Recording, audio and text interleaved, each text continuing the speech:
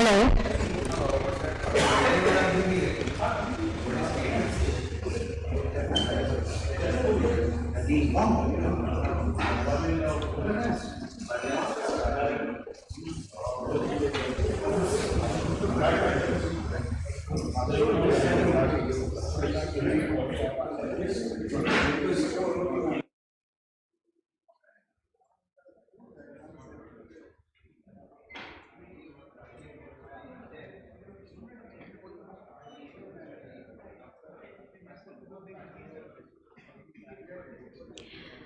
Good afternoon, everyone. I would request everyone to please keep your mobiles on silent or flight mode.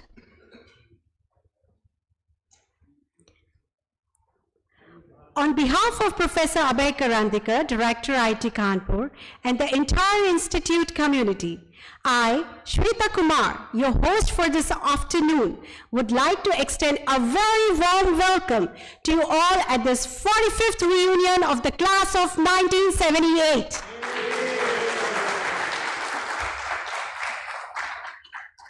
This is a very momentous occasion, as I'm pleased to inform that we recently celebrated 63 glorious years of Institute's foundation.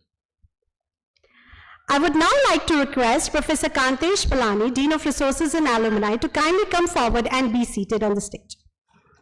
Requesting Mr. Vinay Agarwal to kindly take his seat on the stage. I now humbly request Mr. Anil Gupta to please come up on the stage. I would now humbly request Professor Abhay Karandikar, Director IIT Kanpur, to kindly come forward and be seated on this class.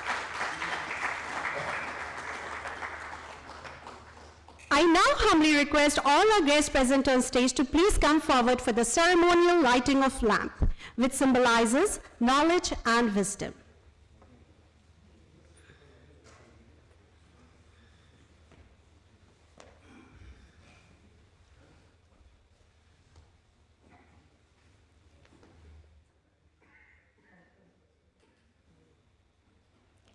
Om Shubham Karoti Kalyanam Arogyam Dhan Sampada Shatru Buddhi Vinashaya Deepa Jyotir Namostute.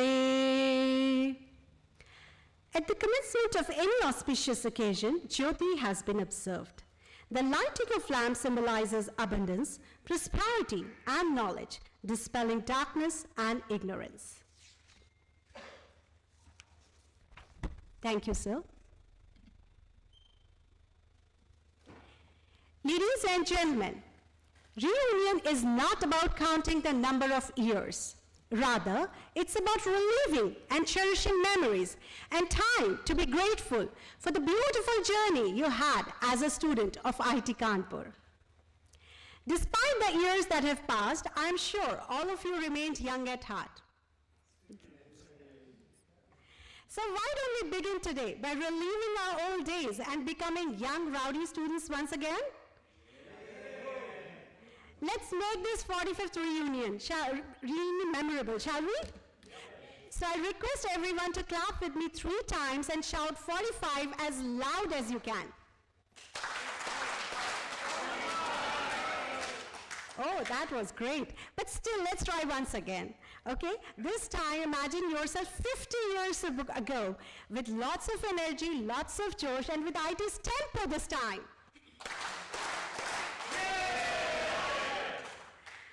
Great, thank you. So let me take you through a short trip down the memory lane.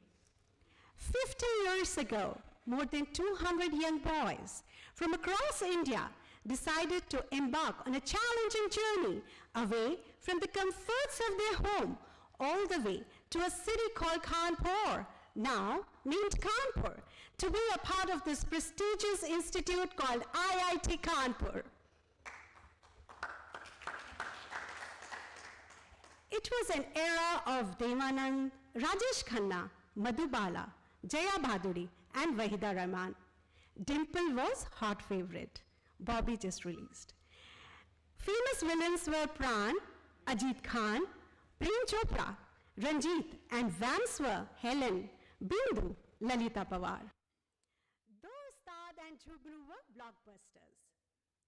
चाय चवन्नी की थी, Coca Cola ठन्नी की, 4 मीनार का pack 60 पैसे का और ठर्रा सदाबहार 10 रुपए की।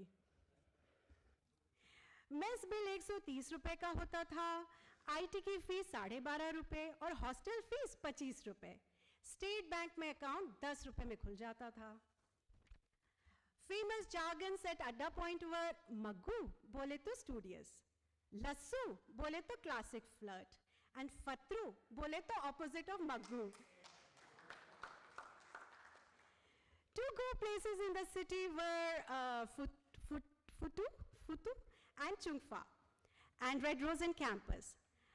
IIT Gate ka aloo paratha and Shashi's Chowmein at Hall 2 canteen were quite famous. I don't think anybody would have missed visiting Regal, Heer Palace and Sundar Talkies for entertainment. Movies in L7 on Saturday and Sunday night were major attraction. And the most common phrase used during the movie time was focus and repeat. And the most awaited man was Shiv Charanji. Shiv Charanji bole to mail messenger, who would bring admission letters, scholarship letters, appointment letters, including love letters. IIT Jammu, closer to Kashmir, and IIT Palakkad, closer to Kanyakumari, were inaugurated in 2016 and 2015. But we had them in our hostel, IIT Kanpur hostel cupboards since we entered. हम सब IIT Kashmir में तो squeeze हो जाते थे और IIT Kanyakumari में अगर घुस गए तो फ्रीज हो जाते थे. The brawl between Hall 2 and Hall 3 had always been famous for various reasons. Battle of supremacy would range from competing for cultural festivals to sports to mass shoutings from rooftop during blackouts to gali competition. It only reminds me of the famous quote by Atal Bihari Pachai ji, Kaurava कौन पांडव टेढ़ा सवाल है, दोनों ओर फैला शकुनी का कूट जाल है. Ladies and gentlemen, this is an honored batch to see famous personalities like Hemant Kumar, Manna Dey, Ravi Shankar, Ajit Singh, who visited the campus during their stay. A studious batch to remember the electrifying lectures of Professor C.N.R. Rao, Professor Bala Subramaniam, Professor G.D. Agarwal, Professor Usha Kumar, and Professor R.N. Biswas. This batch would use Computer Center for multiple reasons. Apart from practicals and labs, footfall during cultural festival would increase in the computer center to collect discarded punch cards, which can be used as a dart for underperformance. An enterprising batch who came up with the concept of converting lawn into kitchen garden, and the vegetables were given at subsidized rates to the mess. As any conceptual idea, when implemented, goes for a roller coaster ride, so did this project. A cow once entered on a very fine day and started grazing. To get rid of this cow, our budding entrepreneurs removed her from the garden, but locked her in the bathroom. You can guess the mess, which I cannot express, but definitely it caused a lot of stress. A blessed batch, as well-known spiritual guru Chinmay Anandji visited the campus during their stay. This batch did not only listen to their words of wisdom, but walked the talk and left the legacy behind by giving Shram Dan, one of the biggest dan, by actually digging a swimming pool, which is still being cherished by the younger generation. And last but not least, a lucky batch, as they did not only give Shram Dan, they actually enjoyed by diving into the swimming pool as it was inaugurated during their stay. I can't personally share all your recollections of IIT Kanpur, but we talked with few of your classmates to try to get a closer look at the class of 1978, whose members have such nicknames. I request those who are present here to kindly acknowledge by raising their hand. Chunt, Ghoda, Kholu, Gaju, Jugs, Cats, Pondi, Chakru, Bong, Thakur, Bansi, Joe, Kochi, Kinch, Cinch.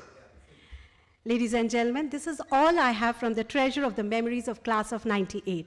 I hope I got my facts right. On this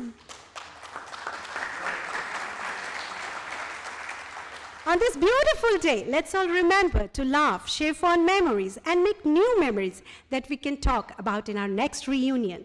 We are so pleased that we gathered here today in person, something we cannot take for granted anymore. Now, without taking any more of your precious time, I would like to invite Professor Abhay Karandikar, Director, IIT Kanpur, to kindly address the gathering.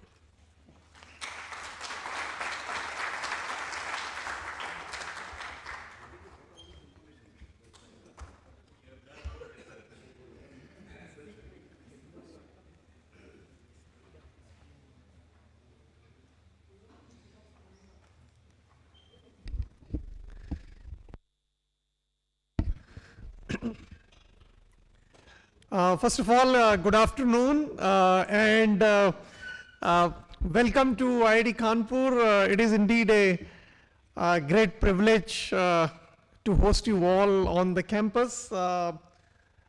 So this is a very important batch. We have amongst your batch Mr. Pradeep Goyal, who happens to be a member of Board of Governors of IIT Kanpur. In fact, we have engaged with the alumni in a way we have never done before. All the board members of IIT Kanpur BOG are IIT Kanpur alumni, except the chairperson. And I think this is the first time in the history of IIT Kanpur that we have.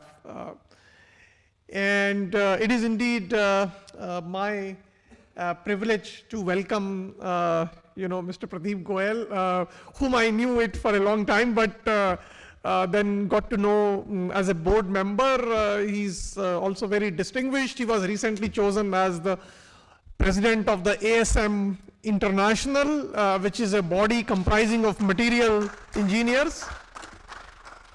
And then we have amongst your colleague, Professor R.K. Bansal in Electrical Engineering Department. I got to know him when I was a student here in the MTech department.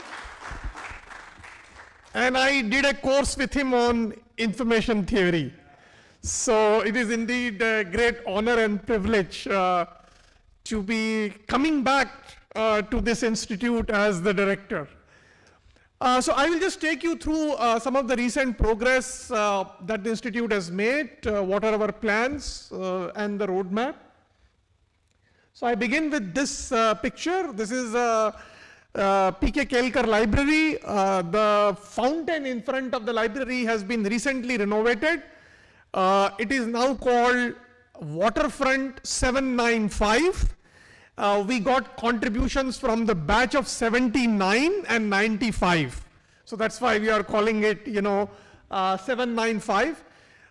It looks beautiful during late evenings and night time. So I really encourage you to take a walk past the library to see the fully renovated fountain that we have. As you know that the institute started the first, the computer science program in the country, and we have come a long way. This picture shows IBM 1620 computer being taken to the newly constructed computer center building in 1963.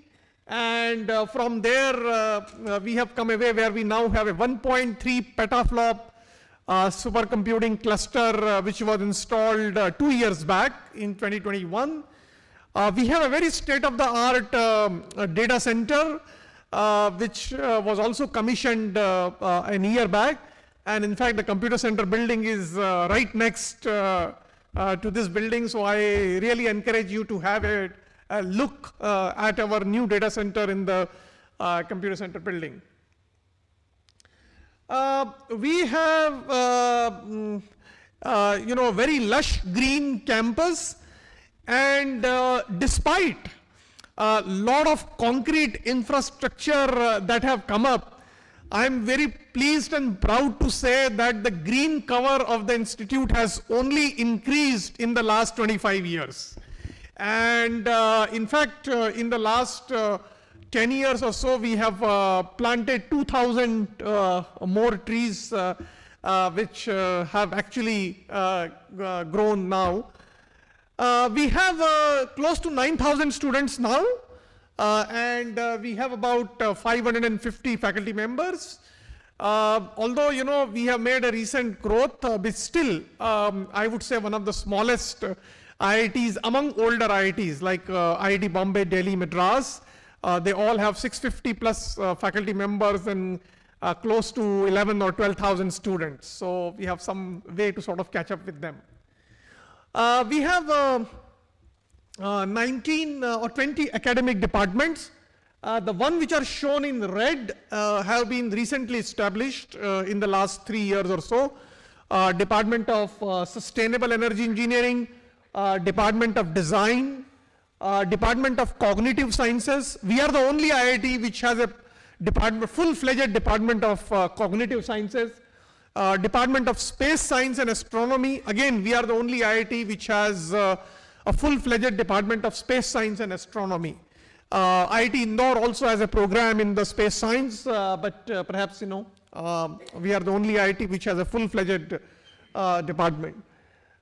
We have a Department of Economic Sciences which has started a few years back, where we have a BS-MS program, where the admissions to the BS-MS in economics is done through the JEE. So this is a very unique program. If you see, like in other universities, typically in economic sciences, the student come who may have an arts or a commerce background, but here the students are admitted through JEE, so they have done, physics, chemistry, maths in their school, school educations.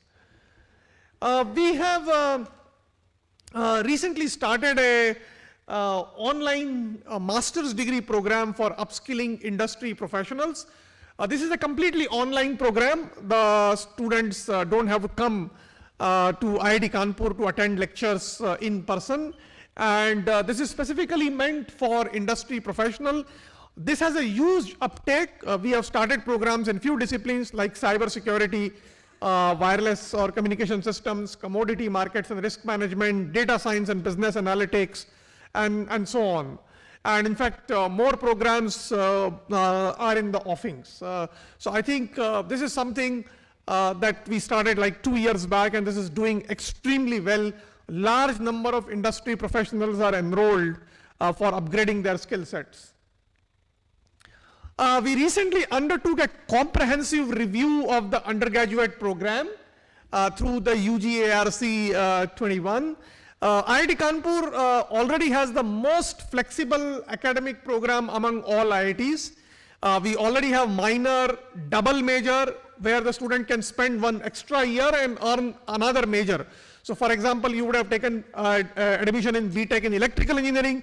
You can spend one more year and get another major in computer science, for example. Then there is a dual degree. So you can spend an extra year and earn master's degree. So you have a BTech in electrical engineering, you can get MTech in computer science, or you can get MDes, or you can get MBA, or you can get MS in economics. Actually, all possible combinations are possible in IIT Kanpur. Since I have served in IIT Bombay for almost 25 years as a faculty member, I know that IIT Bombay also has a dual degree program, but in IIT Bombay, you have to do the second degree, the master's degree in the same department. So you can do BTech in electrical engineering, you have to do MTech in electrical engineering. But IIT Kanpur really provides that flexibility.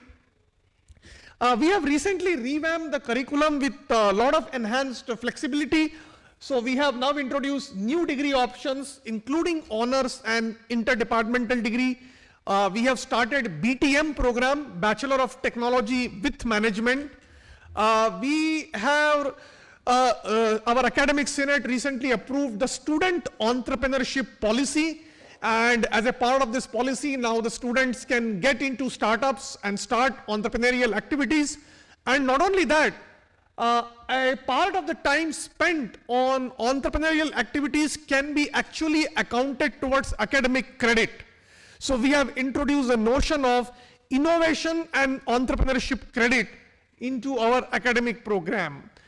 The Senate has also approved giving academic credits for some courses which we have done online for some approved MOOC platforms like Coursera.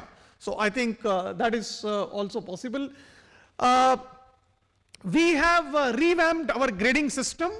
Our grading has now become more granular. As you know that earlier we had A, B, C, D, F. So A had a 10 point, and then 8, and then 6. So now we have introduced more granularity. So 10, 9, 8, 7, 6, 5. So I think this is how we have introduced this granular. In fact, last semester was the first time when this granular grading was done. This was in fact a long-standing demand of the student that we need to introduce some granularity in the grading. We have done a very aggressive faculty hiring recently. In fact, in the last 5 years or so, we made 300 offers, and 205 faculty members have joined in the last 5 years. Of course, some 40 faculty members have superannuated. So we have a net increase of about 160 faculty members. So this has taken the strength from 397 in 2018 to 552 faculty members. In fact, 1/3 of the faculty members today in the campus, or in fact close to 35% of the faculty members in the campus, are the faculty members who joined during my tenure in the last 5 years. So this has made the institute a little young. We have a very outstanding faculty members. A lot of Padma Shri awardees. We have Professor Manindra Agarwal and Professor Vinod Singh are already on the faculty roll. Professor H.C. Verma was a famous physics teacher. He got Padma Shri last year. In fact, he retired from IIT Kanpur. He lives very close by, and he's involved in many activities on the campus.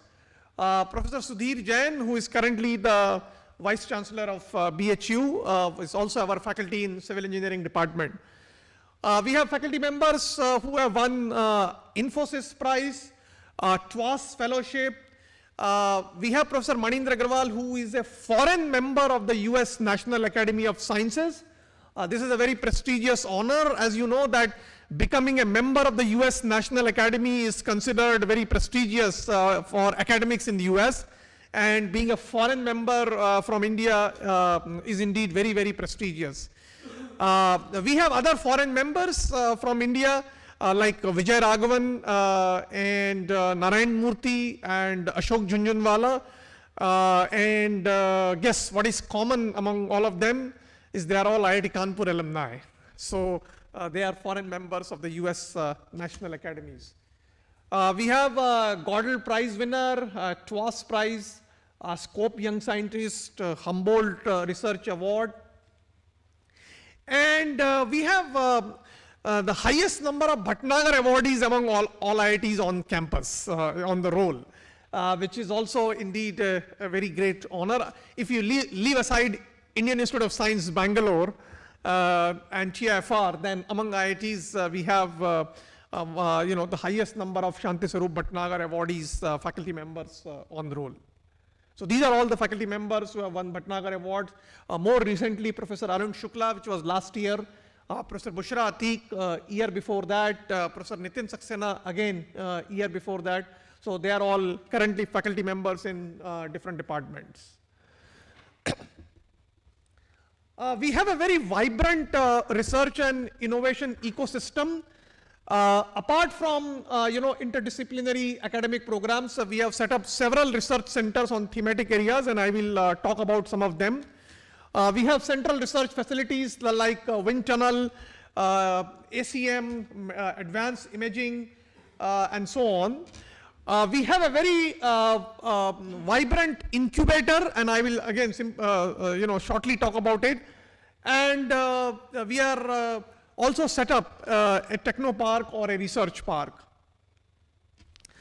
So our incubator is, I'm really also very proud to say that our incubator is one of the best incubators in the country. We have currently 130 startups in our portfolio. In the last 2 years, we got a seed funding of 50 crores for these startups and Series A funding of 375 crores, in the last 1 to 2 years. We have startups in all areas, but some of them I will just mention, only 3 of them. Endure Air, which is a startup which is by Professor Abhishek of the Aerospace Engineering Department. They have developed a very state-of-the-art UAV. This is being demonstrated in the Aero Show, which was concluded recently. In fact, this was also demonstrated in Defense Expo and Aero Show last year as well. And they have a very good traction with the defense forces. We have a off-grid technology company. This is a very unique company which has developed a novel battery technology. And that as a global investor, like for example, Shell Technology has invested a significant amount in this startup. And their battery technology is undergoing currently the global trials. So this is also a very, very important company. Then the third company is Fool. This Fool company is converting all the temple flower wastes into biodegradable products. They have large number of consumer products which are available even now on Amazon. But more importantly, they have recently got a huge success in developing a vegan leather. This is a bio leather, and this leather is undergoing trials, so they are making shoes and handbags itself. So if this becomes successful, then this will really revolutionize the leather industry, because you really have the leather which is being made from the temple flower. So this is very, very important company under our bio incubator program. Our incubator has received many accolades and awards, so I don't want to get into those. One more company which is doing extremely well is Nokark. So during COVID-19 pandemic, when the pandemic struck in March 2020, and when our Honorable Prime Minister gave a call, particularly to the IITs to develop technologies which will make the country self-reliant, this is a challenge that we had taken up.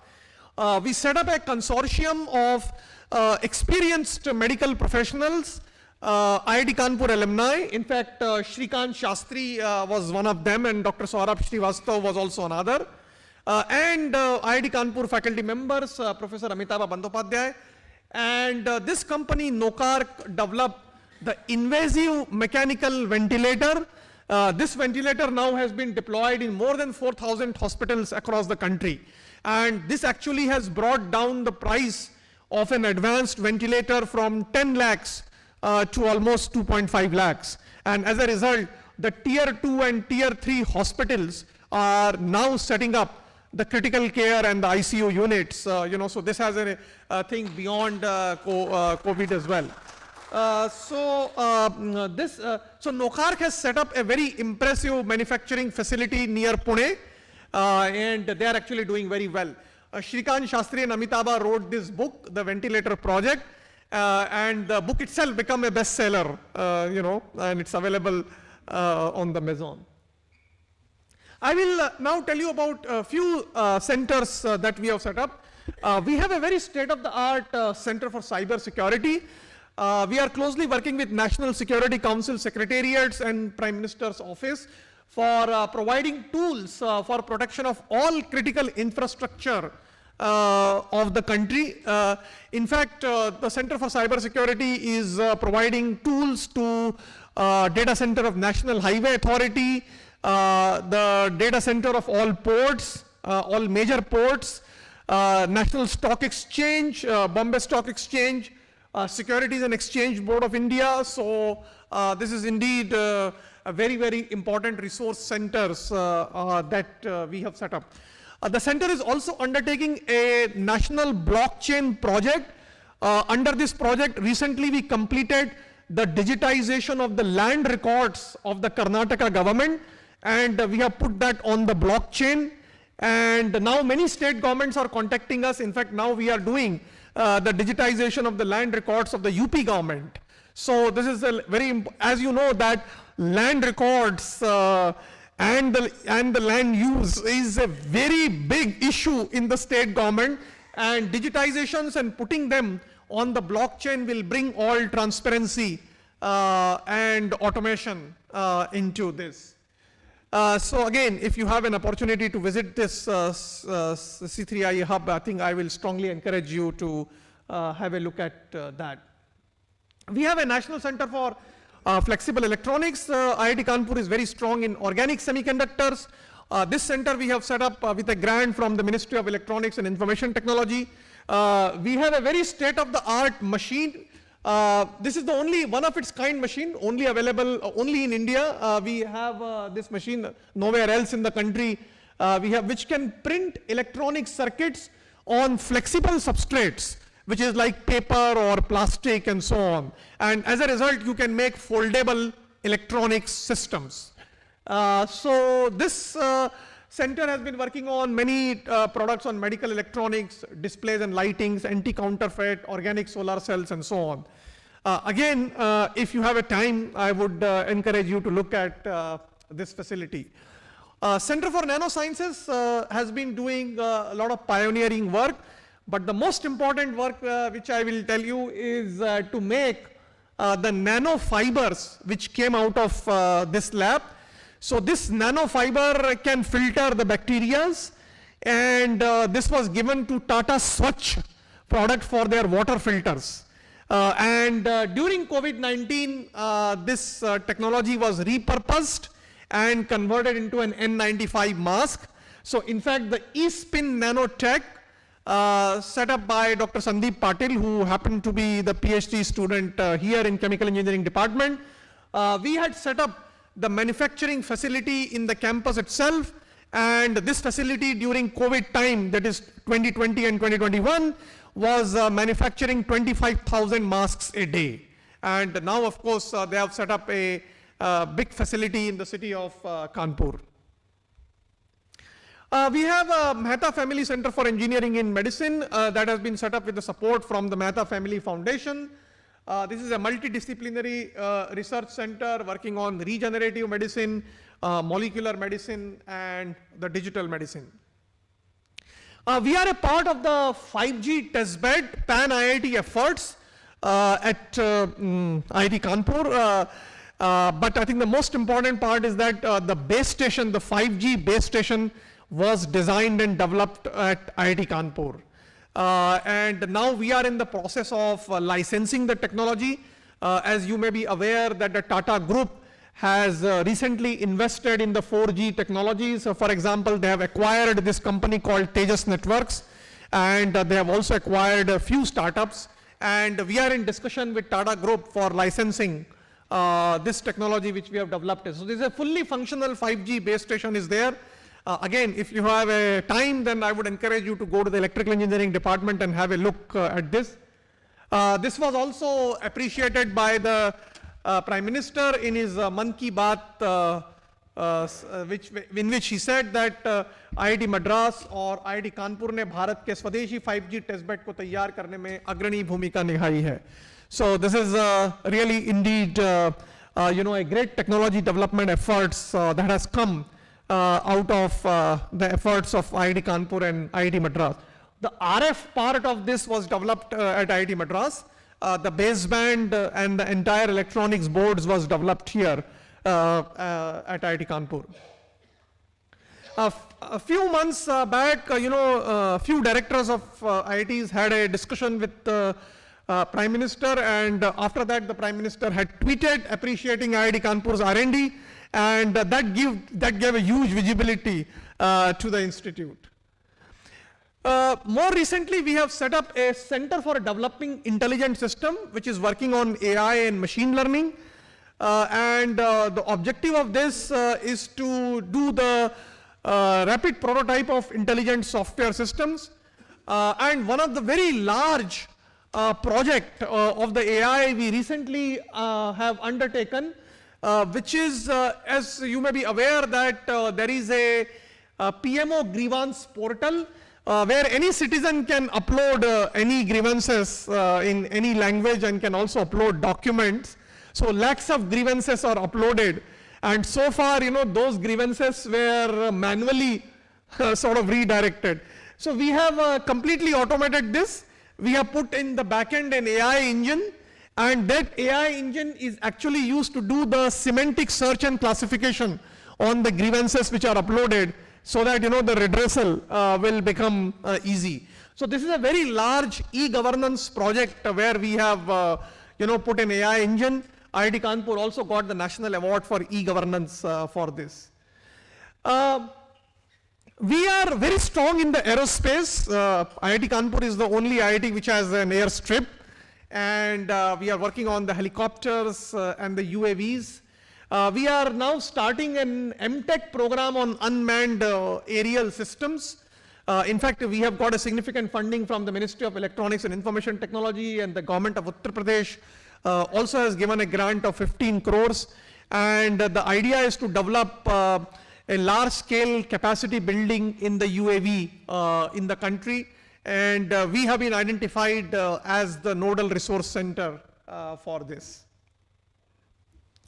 In the last year, we have also set up with the DRDO a DRDO Industry Academia Center of Excellence. And this center will be focusing on the nanomaterials design and materials engineering and thin films and flexible electronics. More recently, we have established few centers with the contributions from alumni donation. We got $1 million donation from Muktesh Pant, and we have set up a Shivani Center for Nurture and Reintegration of Hindi and other Indian languages. The idea of this center is to provide a soft landing to the students who come from different backgrounds and languages. And in fact, we are also developing, course materials in Hindi and other Indian languages itself. The center will also promote, the literature and other creative writings among the students. Shivani, the famous Hindi author, happened to be the mother of Muktesh Pant. So Muktesh has set up this in her memory. Sudhakar Keshavan has given 2.5 million US dollars funding for setting up this Chandrakanta Keshavan Center for Energy Policy and Climate Solutions. This is a part of our sustainable engineering program. And in fact, as a part of this center, we have also launched a program for making IIT Kanpur campus carbon neutral in the next 5 years or so. And hopefully, I think it will develop a template which can be replicated in other campuses as well. Dr. Ranjit Singh Roji Shiksha Kendra has been working with the youths of the villages around the Kanpur and also the women empowerment. Here, large number of our students are also involved in voluntary and social activities. Jeet Bindra has set up the Jeet Bindra Unit Operations and Innovations Lab in the Chemical Engineering Department. More recently, some of the scientific innovations we have sort of commercialized. And I will, some of them are listed here, but I will talk two of them. One is a touch-sensitive watch for the blind and visually impaired. This has been developed in our Flexible Electronics Center. We recently signed an agreement for licensing the technology, and the watch will be available in the market in the next couple of months. So I think this is something, that is quite significant. Another one is the Bhu Parikshak soil testing device, which was developed by Professor Jayant Singh of Chemical Engineering Department. This device can test the quality of the soil in few minutes compared to what it takes a day.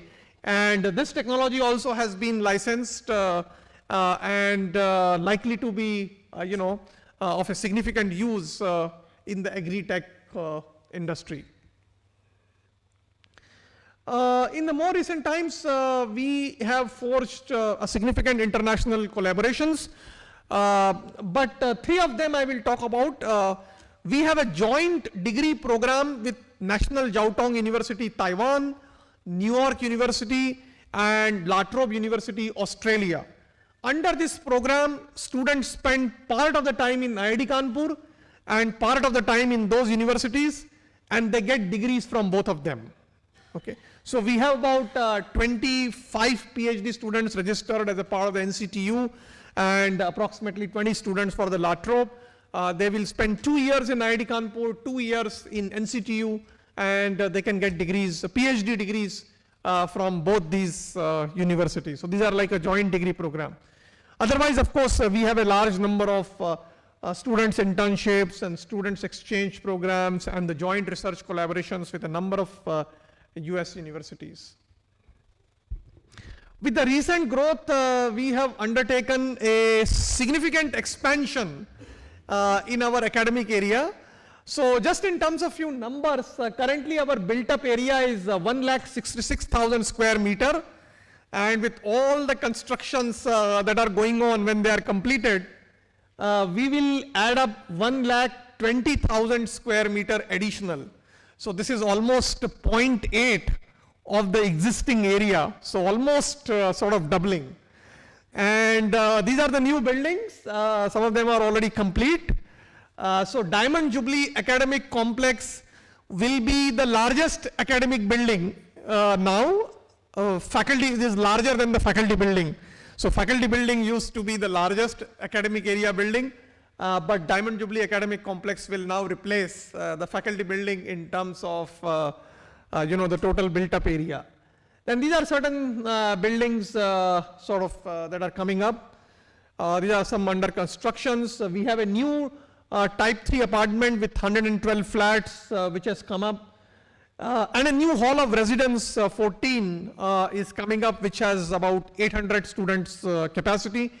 We are in the process of building another hostel, hall 15, with about 2,000 capacity. There is, we need to add 2 more hostels. We are actually short of about 5,000 students capacity with the recent expansions. We have now professionalized the alumni engagement, and I think these alumni reunions are indeed really part of that. We have set up a Section 8 company called IIT Kanpur Development Foundation, and Kapil, who is here, has been hired as a CEO. Kapil is a very seasoned industry professional. He has worked with HDFC Bank, ABN AMRO Bank, and so on. He was also the Vice President of IIT Bombay Development Office, and I knew him when I was working as a dean in IIT Bombay, so I persuaded him to join IIT Kanpur. And Kapil has brought in significant changes to the alumni resource generations through the alumni, and this is visible from this graph. So earlier, we used to get 14 or 15 crores every year from the alumni. In the last 2 years, our contributions, from the alumni has jumped up more than 100 crores. So this year, in fact, we have already received 121 crores, and hopefully by 31st March, we will touch 150 crores. So I think I'm indeed grateful to the support of all the alumni. That has been spectacular, and in fact, this has crossed the contributions that are received in other IITs as well, like IIT Bombay or IIT. Typically, IIT Bombay has been receiving 100 crores almost for last 5-6 years, for 6-7 years. So we have to reach there, but I think we are almost sort of there, that we have been doing now, more than 100 crores. These are all major donors, which we have donated in the last 2 years. We have a batch of 75 which is given. We have a batch of 76, We also have a donor from batch of 77. So I'm looking forward to someone from the batch of 78 to become a major donor in the next, few years. So I think I'm also indeed grateful to all these donors who have contributed significantly. We have been doing a lot of reunions. In fact, this year we have planned about 14 reunions. And this is, I guess, is the 12th. This is about the 12th reunion. And in each reunions, we have met about 60 to 100 alumni, and hopefully, we would have touched about 1,500 alumni. Going forward, we have launched a very ambitious project of setting up a medical school.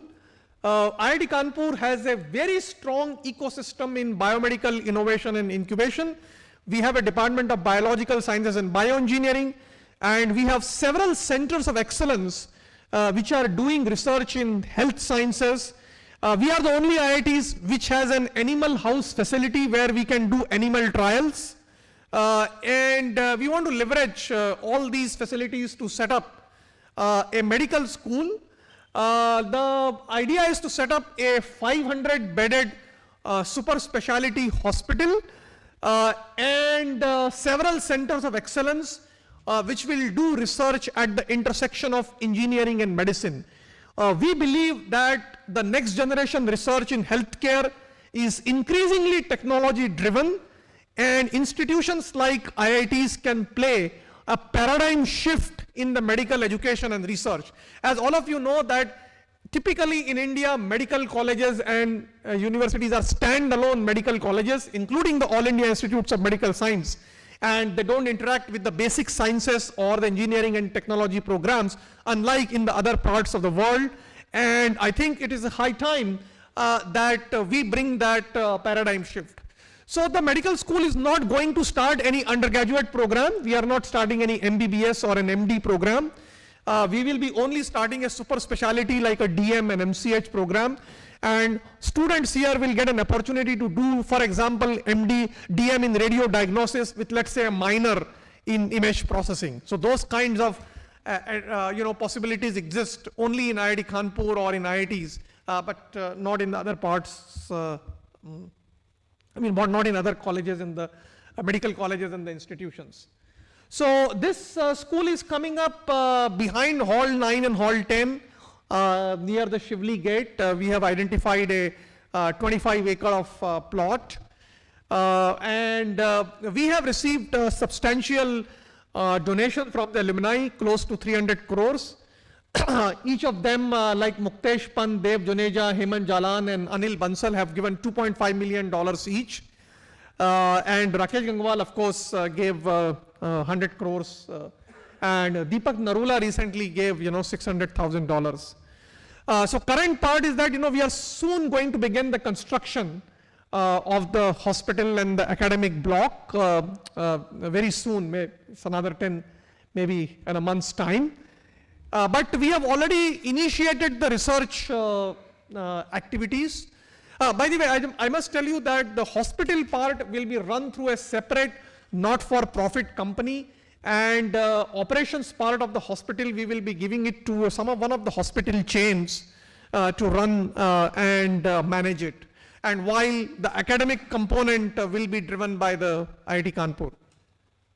So we have the work on the Center of Excellence we have already begun.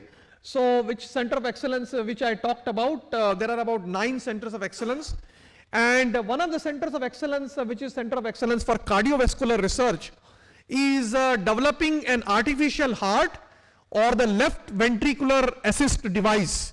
So we have assembled a team of scientists from material science, mechanical engineering, electrical engineering to develop this project. Today the cost of a LVAD is about 1 crore. It is in an imported form because it is all imported. And about, according to Dr. Devi Shetty, for example, 15,000 patients in Narayan Hridayalaya itself need the heart transplant. because they are suffering from end-stage heart failures. But since the cost is about 1 crore, we cannot do these heart transplants. And our objective is to bring down the cost to less than 10 lakhs. We recently held a workshop with the top cardiac surgeons in the country. For example, with Dr. Naresh Trehan and Dr. Ramakant Panda and Dr. Devi Shetty and also others from All India Institute of Medical Sciences. After that, Dr. Devi Shetty wrote this op-ed in Times of India, and that gives again a significant visibility to this project. So currently, the alpha prototype of the project, the device is already ready. The device will be ready by May, and we can do animal trials. It will take about 6 to 8 months to undertake the animal trials. And after that, we can go for the human clinical trials, which will take another 1 year or so. So in another, we expect that in another 1.5 years, we would have developed an artificial heart, which can be sort of commercialized. So I think that's where, this is a moonshot project, and I believe this will really be a game changing in terms of developing the biomedical implants. Finally, let me just talk to you about the future roadmap that we have planned and some of the challenges. As I mentioned, that we are expanding in terms of the faculty and students. Particularly, we need to do the expansions in terms of the PhD scholars, because increasingly now we are emphasizing on the research and technology. So we would like to take the faculty count to 650 and the students counts to 10,000, maybe next 2-3 years. And we of course need to complete the expansion of academic infrastructure, and to keep pace with this growth, we need the residential accommodation, particularly the students' accommodation. So in fact, students' infrastructure is currently our #1 priority in order to reduce the congestion or the crunch in the hostels. In the next 2-3 years, we believe that we will be able to operationalize our medical school, and we are also the plan of setting up a school of entrepreneurship or a school of data sciences in the next couple of years. There are certain challenges in order to all this growth. The ministry capital grant has been going down, and all the infrastructure that I just showed, all of them has been built with the loan which has been taken from the Higher Education Funding Agency. The ministry no longer gives any grant for any capital infrastructure. All IITs nowadays have to take loans from the HEFA, and we have taken loan of 600 crores. This loan is administered by the Canara Bank, and the deal is that this loan needs to be repaid over a period of 10 years.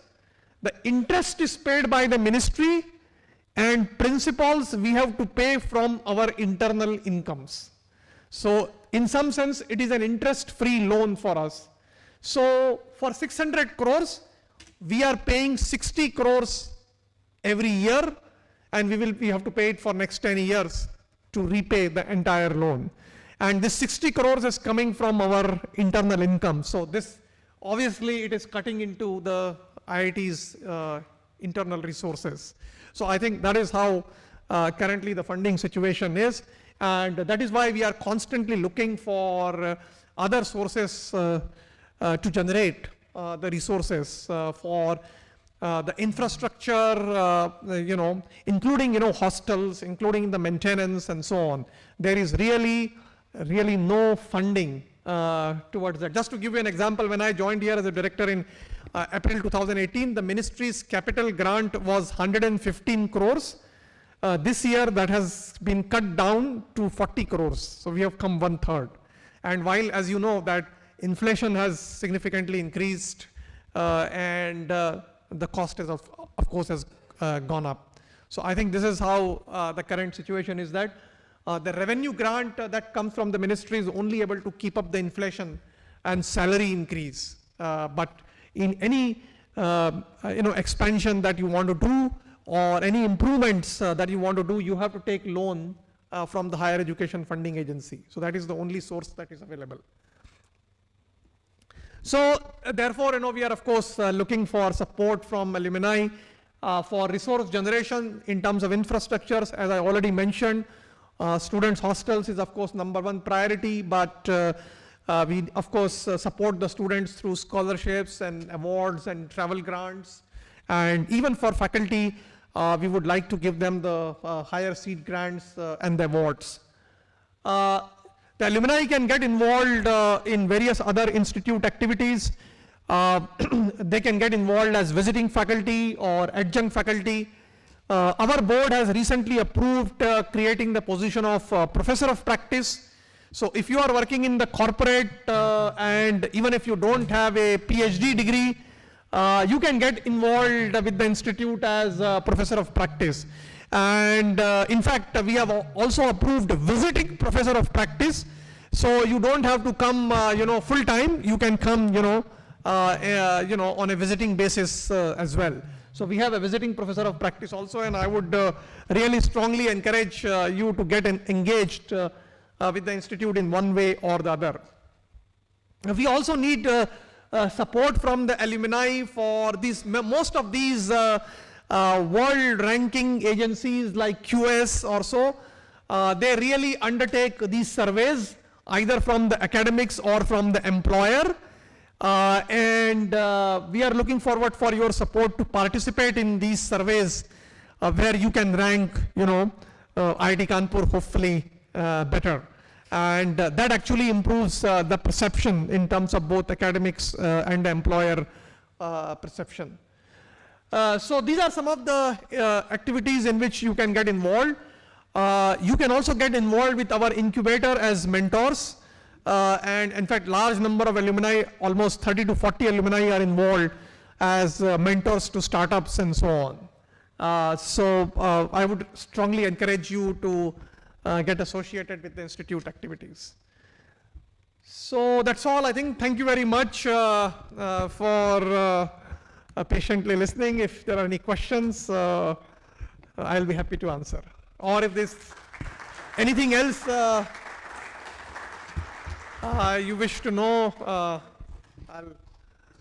yes, sir.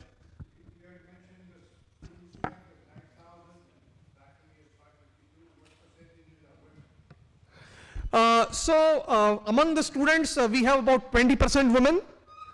Among the faculty members, we have out of 550 faculty members, we have 59 faculty members are women. So we still have some long way to go, but among the students now, the number of women has increased. It is close to 20%. We have the distinction of having no women in our faculty. Yeah. Yes. Hello. Yeah. Good afternoon, sir. Yeah. So I am Ravi Kochi from the, I joined in 1973. So this regarding this mechanical heart, I just wanted to add, is this an appropriate time or should it be after in the session? If you have any questions, you can give me, otherwise you can. I would like to say that we in our IMECI have an aeronautical division, aerospace, and we have one Mr. Dr. N.K. Gupta, who has already made this mechanical heart. We will be, I think Professor Kantej Balani, in fact, is involved, and he will be, I think, happy Dr. to take N.K. it. Gupta Yeah. from this. So we'll be happy to join in that. Yes, sir. Yeah, go ahead.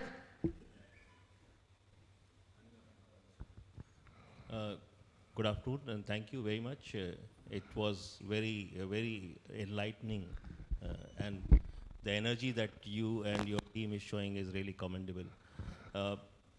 One thing which I just want to bring your focus to is that while we are making great progress in terms of research in bringing new technologies and new applications, there is perhaps a problem which gets lesser focus is the mental well-being, the emotional well-being of the students. Uh, we know that, today, unlike our times, students come through a much greater stressful process. So they face a lot of situations, and even during academics, like we have gone through some of that, and probably things are much worse today. So there are now, there is a need, and especially because in India now we have a very large number of young people who are budding entrepreneurs, and for for the country as such also, it is important that we have innovative ways of helping people with their emotional and mental wellness while they are doing all this, because it will also increase the efficiency for the people, and also they will be happier, and ultimately the whole process will be helped. There are many technologies around that, so possibly, like, that can also be one of the focus areas for the institute to take up, maybe develop some new technologies, innovate, which can help the students here as well as the larger community. I think, thank you very much. I think we are working on this, and I think your point is extremely well taken. In fact, just wanted to say that IIT Kanpur has a very robust counseling program.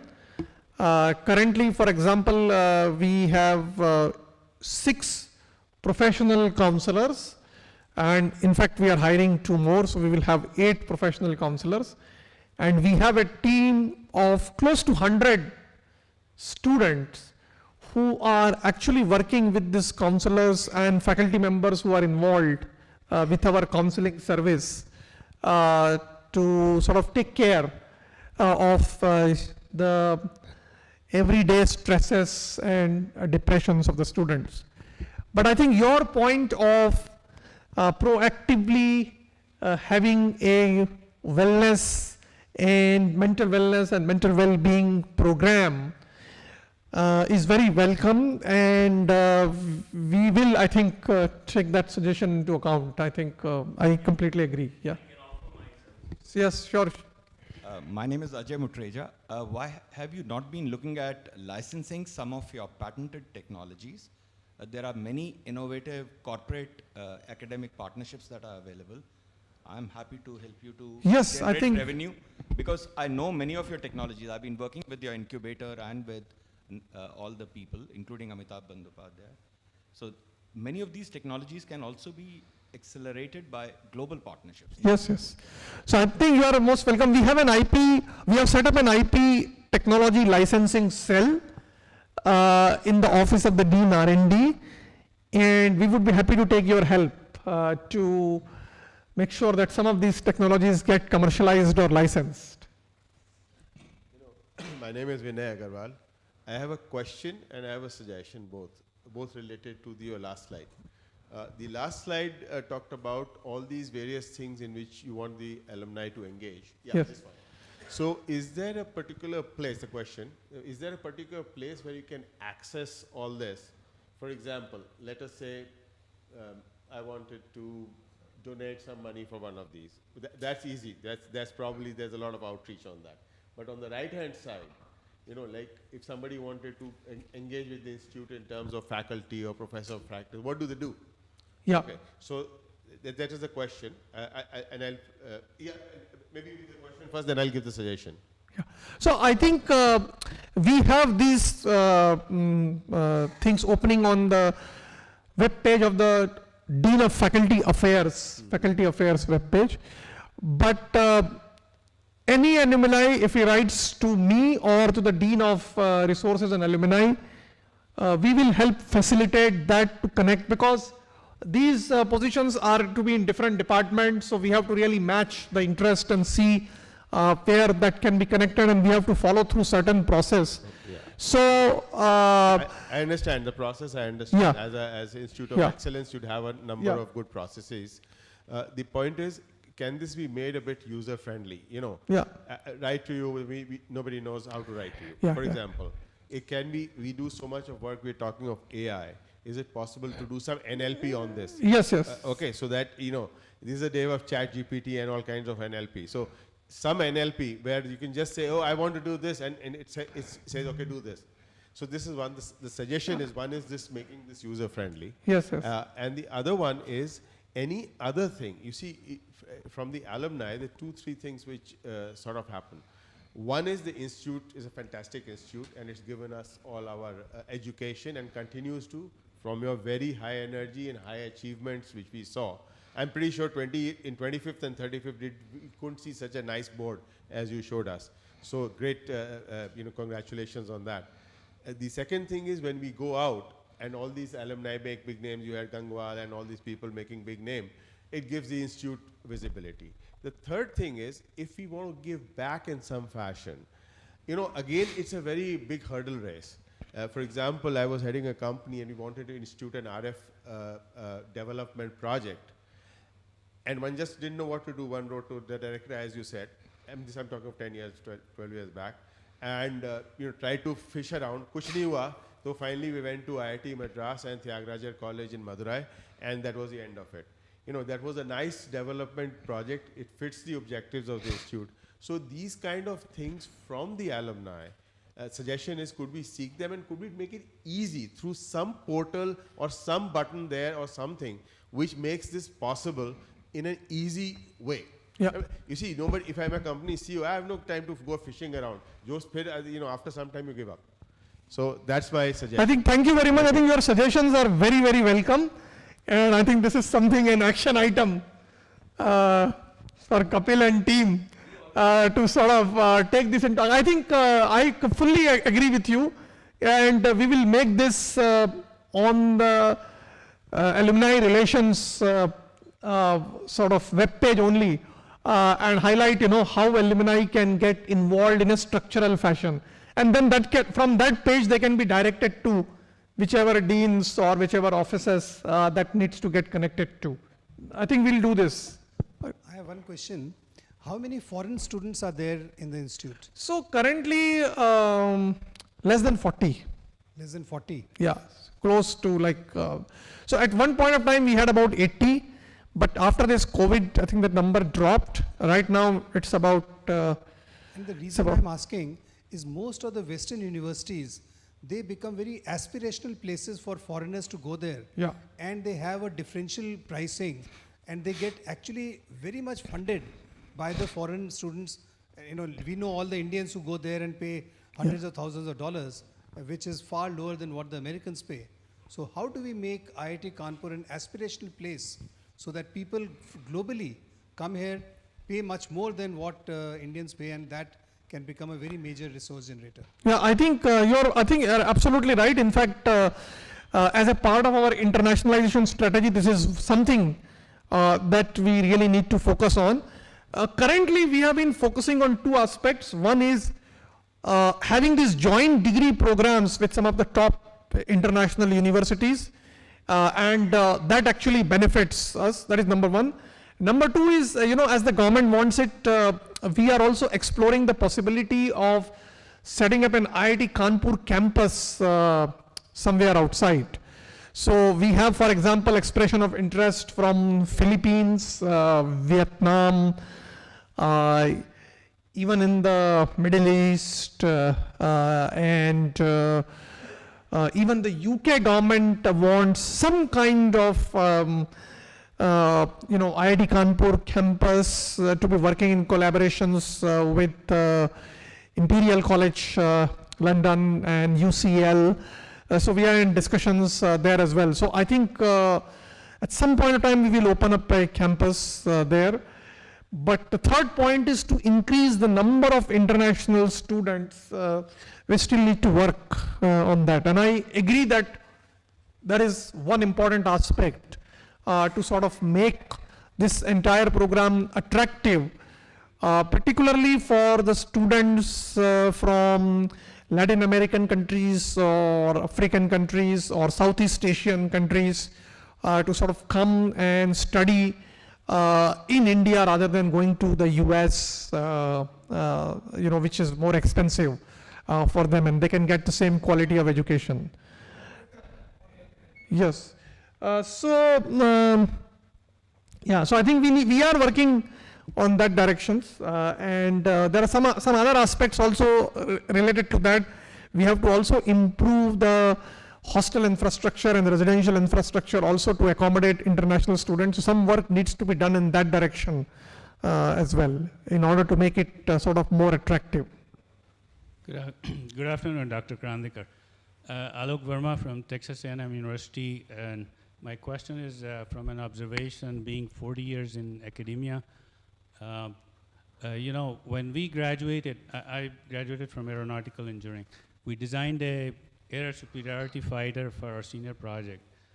But you know, I realized that I didn't know the difference between a quarter-20 bolt when I did that. So the education system was prepared us very well for the theoretical knowledge, but we were very poor in practical. So what is IIT Kanpur doing? The nationwide, well, the worldwide trend is to create, you know, maker spaces for students in freshman engineering program. So what is IITK doing in that direction? So we are already working on creating that maker space. We already have not exactly the maker space, but we have an Imagineering lab, which is kind of a tinkering lab for the students. And I think maybe Kapil can elaborate on the progress in the maker space that. In fact, there is a maker space that we are constructing. It's actively being so the student body, Science and Technology Council. They have a faculty in charge together there, and we're in the process of raising resources for that at this point of time.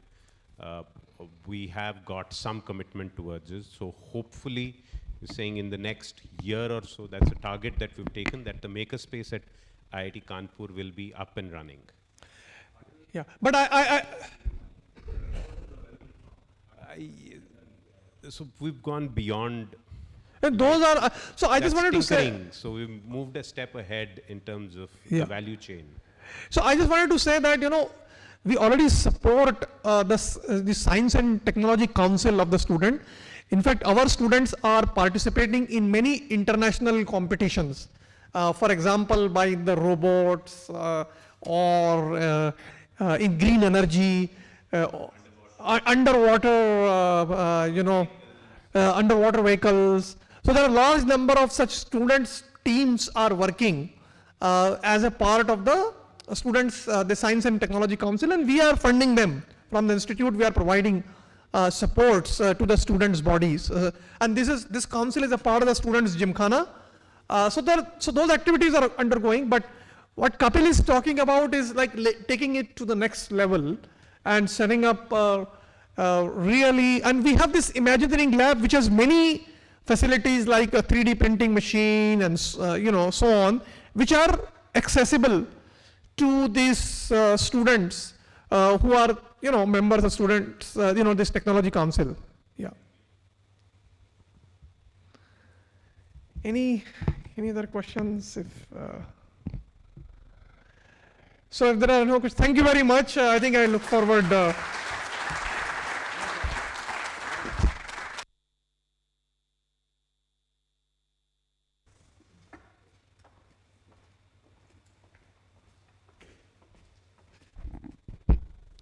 Thank you, sir, for giving such an insightful overview of the institute. Now, I would now like to request Professor Kantesh Balani, Dean of Resources and Alumni, to kindly address the gathering.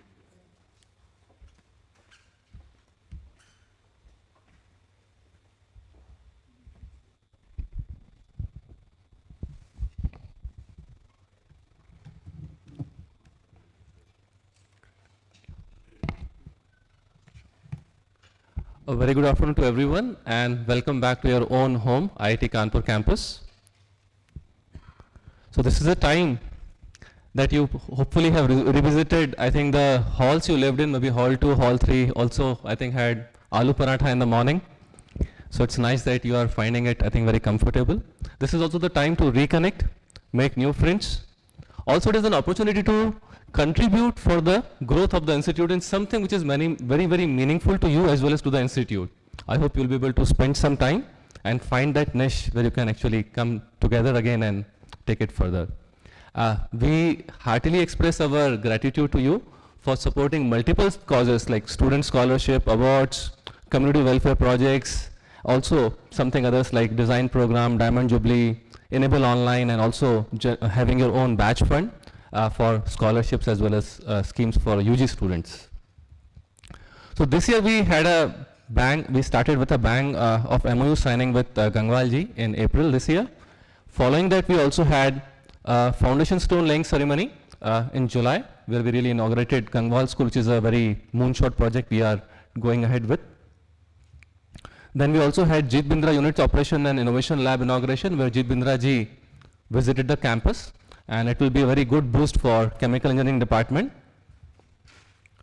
And also it was highlighted that Shivani Center for Nurture and Reintegration of Hindi and other Indian languages has been incepted, which again will come out very handy for students coming from vernacular background, from non-English speaking background, and will tend to provide them as much as possible to facilitate academic as well as technological, literature, translation, so all those aspects we are trying to take or carry with this center. And again, there are other two which are very making a very high impact is Mehta Family Center for Engineering and Medicine and Chandrakanta Keshwan Center for Energy Policy and Climate Solutions. So this also is a target for the campus to become carbon neutral in the next 3-4 years. We also remain very connected to alumni, and for that we show our commitment. And in May, a delegation from IIT Kanpur visited US, visited New York, Washington, Chicago, San Francisco, where we could connect to more than 600 plus alumni. So that is again, it has touched many lives, and I hope we remain actively engaged in multiple ways. Then recently we also celebrated 63 years, glorious years of IIT Kanpur, and we could also recognize multiple distinguished alumnus awardees, 11 of them, 2 distinguished service awardees, 2 young alumnus awardee, and 1 Satyendra K. Dubey Memorial Awardee. And also we recognized 2 institute fellows, Professor Verma and Professor Srivastava, during that. And on the eve of Foundation Day, we also held a cultural evening. It was glimpses from Tagore, Hindustani vocal recital and Carnatic vocal recital. Interestingly, the BOG chairman, Dr. Radhakrishnan himself also performed. So it was very well received by the campus community. And in terms of reunions, we had reunion of class of 2020. Apparently it was a COVID batch, so they could not collect their degrees physically. So they came specially on campus, and they had a theme of convocation when they were here. So they could stay in the hostel and then also really enjoy with their department fellows as well as faculty members and receive their actual degrees by being here during the reunion. There have been multiple other reunions like class of 1970 to 50th, 1986, 96, 25th, a reunion for 97 as well, because COVID I think took away 2 years, so we clubbed many of them, and we had 15 reunions planned for this particular financial year.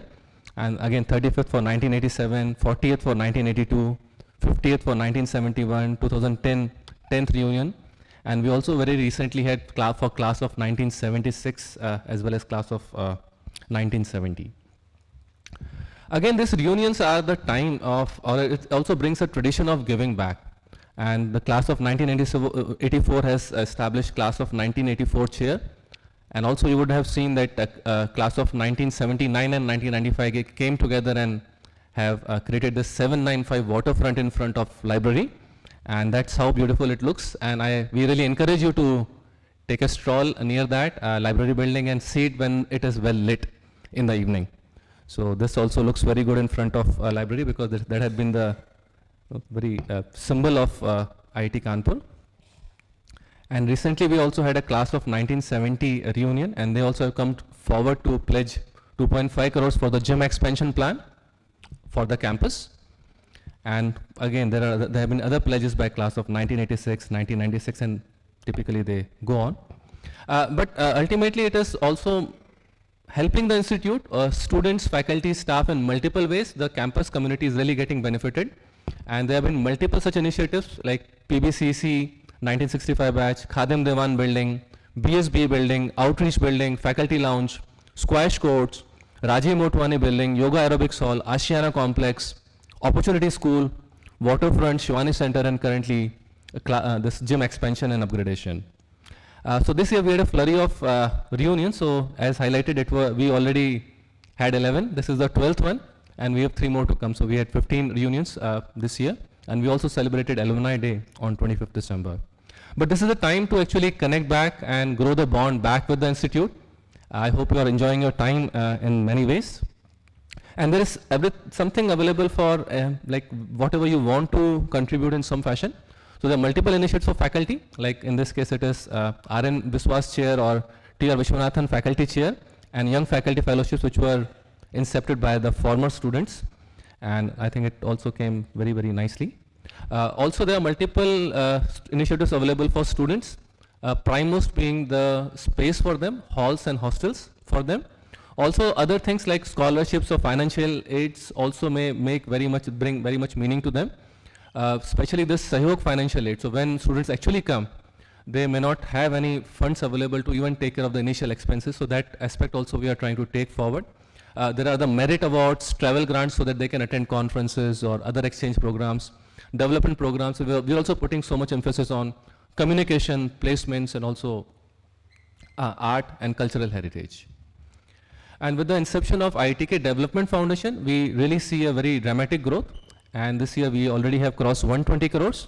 And much of it, 70 plus crore, has been donated by alumni. So really we extend a sincere gratitude and thanks to you for giving these contributions. And again, to enhance the trust of the donor with the institute, we are establishing project management system in which we will provide a single platform where we will highlight the progress made in that particular project, how the funds are being utilized, if there are any notes to be shared with the recipient or vice versa, even the thank you notes from the recipient, they all will be collated at one single place. So that also will be very beneficial, for both sides to have that transparency and trust between them. We do not shy away from thanking our donors. So last year we had brought in Kritagya magazine, and this year again we are coming with a newer version. Sometime in February or March we are trying to launch it, and this is again will be highlighting all the donors. And again let me highlight it, I think more than the amount, I think each and every rupee makes a difference, and it really takes us a longer way. So we really thank you for coming forward, donating in whatever fashion you can. It can also be mentoring and coming together even for your contacts, because you're at such a vantage point in terms of your career that you can always come and connect us with, say, for CSR funding. And these all are exempt through income tax. So industry or firms also benefit by donating through CSR. So we again urge you to please help us in whatever fashion you feel or deem fit. Also, we are starting with a planned giving program through IITK Contribute, and there you can think of having some future assets, future transfer of assets in terms of cash or stocks, or even retirement assets, life insurance, or even will. And again, they will be gifted in some sense to IIT Kanpur, and it will have some component of rebate in terms of income tax. And these again giving options can be publicly traded securities or retirement plans or life insurance policy or even will. So please come forward and help us in some sense. I had penned down a few lines because I think you had been involved with also maybe digging the swimming pool and also taking us so much ahead, being a mentor for us. So I'll just recite a few lines for you. एक कदम चलकर जो एक और कदम चल लेते हैं, एक कदम चलकर जो एक और कदम चल लेते हैं, अपने हौसले से जो जज्बे को मतलब दे देते हैं, लेकर हर किसी को साथ अपने ले चले जो, लेकर हर किसी को साथ अपने ले चले जो, अपने तजुर्बे से सारी दुनिया जीत लेते हैं. Thank you. With this, I'll really extend a very sincere thanks to the team who actually helps you to come, arrive, and they also manage the program, and I think schedule the program, and also maybe arrange pick up, drop, accommodation. So this is from the Development Foundation. I would really thank all these people, starting from Kapil ji, Vanish ji, Rajat ji, Miss Neetu, Miss Sakshi, Miss Ankita, Miss Piyush, Mr. Piyush, Miss Fiza, Miss Poonam, Mr. Mradul, Miss Sneha, Mr. Prashub, Mr. Anuj. This is from Development Foundation. And also the team from Dora, there are 50 odd people, Mr. Negi, Mr. Radhacharan, Mr. Manish, Miss Abida, Miss Kavya, Ms. Vinita, Ms. Shweta, Mr. Prakash, Mr. Santosh, Mr. Rahul, Ms. Gauri, Ms. Komal, Mr. Utsav, Mr. Shashikant, and Ms. Alpna. So really thanks to them for making it all happen. With this, I'll thank you and I'll close. Thank you.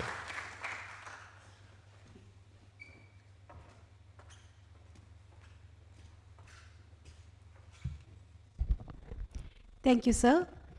I would now request batch coordinator, Mr. Vinay Agarwal, to kindly come and say a few words.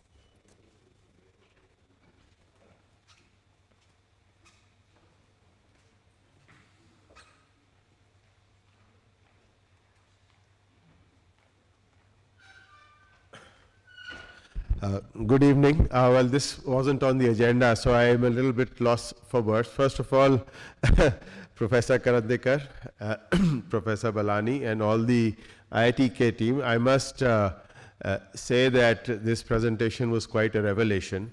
You know, from past experience, they said director साहब जो है वो 45 minutes से 1 hour बोलेंगे. मैंने कहा boss कुछ करो डायरेक्टर साहब को बोलो please can we just have it in 20 minutes. But I think it was so engaging and all the achievements are so fantastic which you shared that I think you know, not a second we felt was extra. Maybe another 10 minutes more would have you know, been very nice. So thank you very much for that lovely exposition about IIT Kanpur, and we feel that it's in good hands, safe hands, because clearly there's a vast difference from our earlier reunions, which we see the, you know, the entire energy, what I felt from director, from dean, and from every staff that we met. You know, the 25th and 35th, and now this 45th is a completely different experience compared to the past two. So you have created it somehow. So thank you very much for that.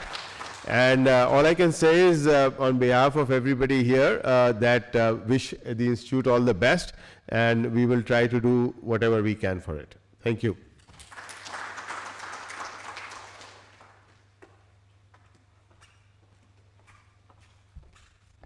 Thank you, sir, for your kind words. I would now request Mr. Anil Gupta to kindly come and say a few words.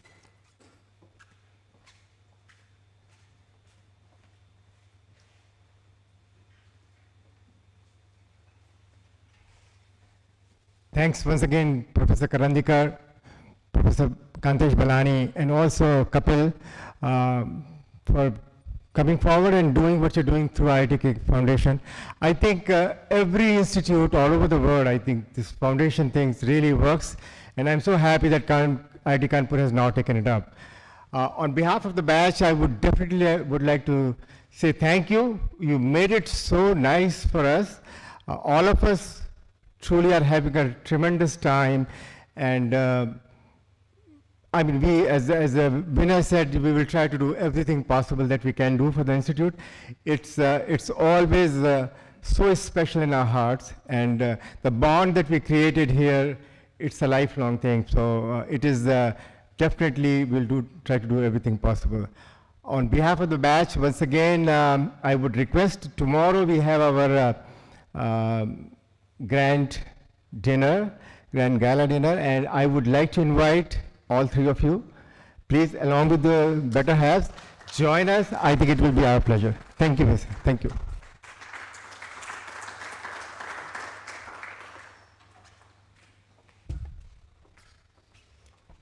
Thank you, sir. I would now like to invite Mr. Vipul Jain. He would like to show some video to kindly address the gathering.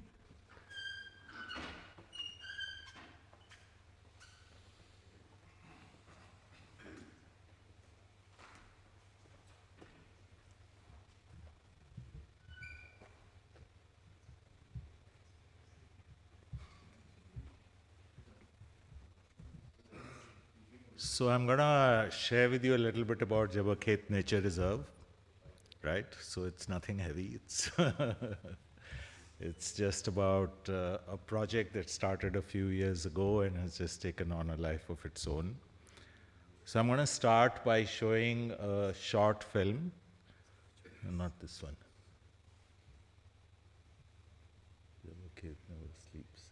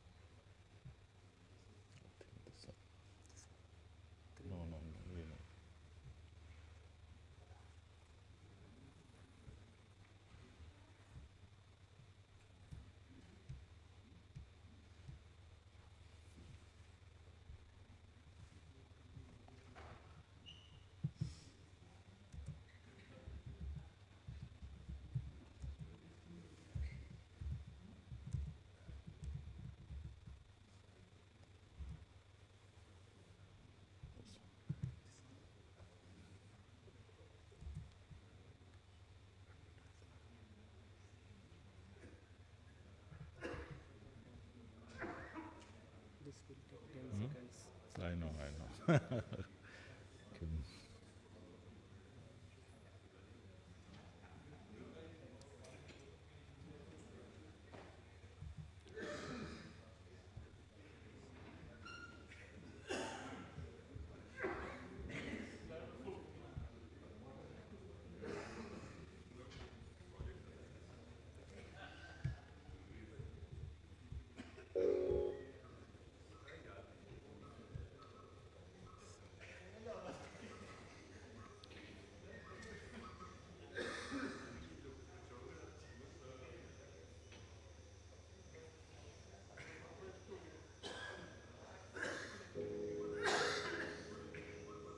As darkness falls on Jubber Cape Nature Reserve, many nocturnal animals begin to move about.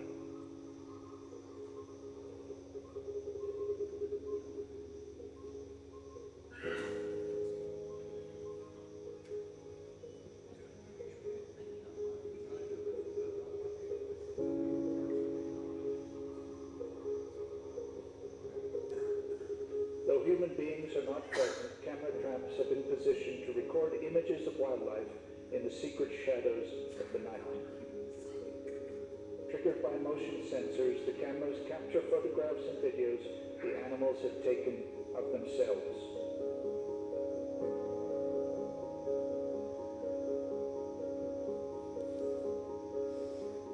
More than 20 different species of mammals are found in the reserve. And as a new day breaks, nature's perpetual cycle of life carries on.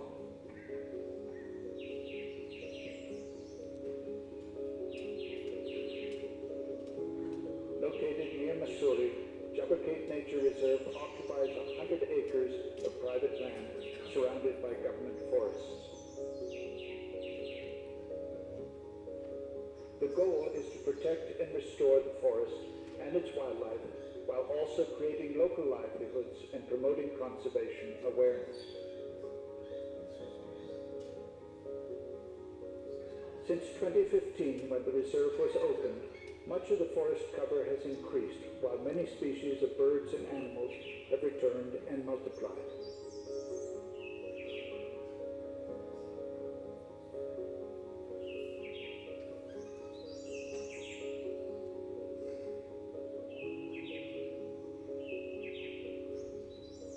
Three water holes in the reserve attract wildlife, and the recovering habitat nurtures many species.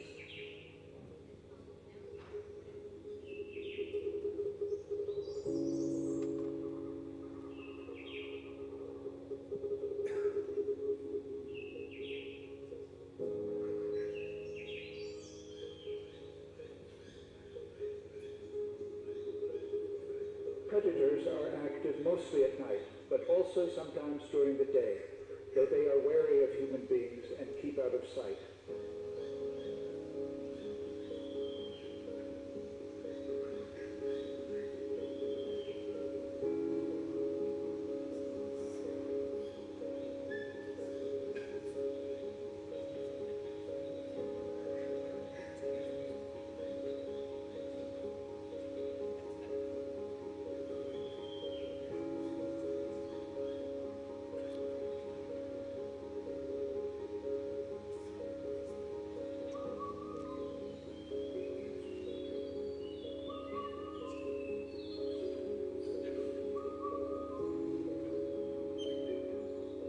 More than 150 bird species can be seen in the reserve, both year-round residents and seasonal migrants.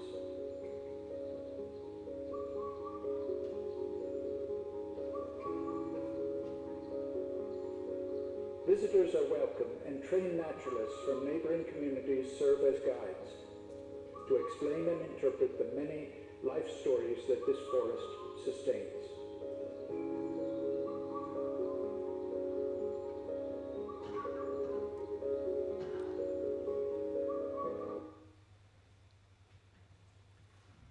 Okay, so yeah, so that was a glimpse of Jubber Cape Nature Reserve. Now I'll tell you this backstory of how it started and what it took to actually do this project. So basically, you know, I'm from Missouri, I think you know that. Our family, my great-grandfather had bought some forest land in 1933. My father spent most of his life in Mussoorie. He really loved being there, and he managed the estate, which was about 950 acres. And at one time, it was a very managed commercial forestry, right? So it was one of the few private estates that actually had a working plan approved by the forest department, where the entire area was broken into compartments, and you took up some for felling, some for plantation, et cetera, et cetera. And because of that very sustainable forestry, even as you go to Mussoorie or in that whole area, right, this place Jabakhet remains one of the green areas, right, because it was just a very sustainable model. That model sort of came to a halt in 1980, when the government imposed a ban on felling all over Uttarakhand, you know. So after that, the commercial activity came to a halt, and with that, all the staff that were actually there to look after and manage the forest. My dad, of course, continued to live in Mussoorie, and but the reality was that it was very difficult to protect the forest from poachers, from local villagers who'd come and lop off trees and branches for firewood, who'd let their cattle graze, you know, in those forests over there, for just casual visitors who'd come and picnic and litter all over the place, etc. Then when my dad passed away, right, I was even more concerned, because I live in Bombay, and I was saying, well, how do I manage this place? And of course, there was a family partition, so it was really about 350 acres that was between me and my sister. So then in fact, in a school reunion, right, I met a lady who was an environmentalist.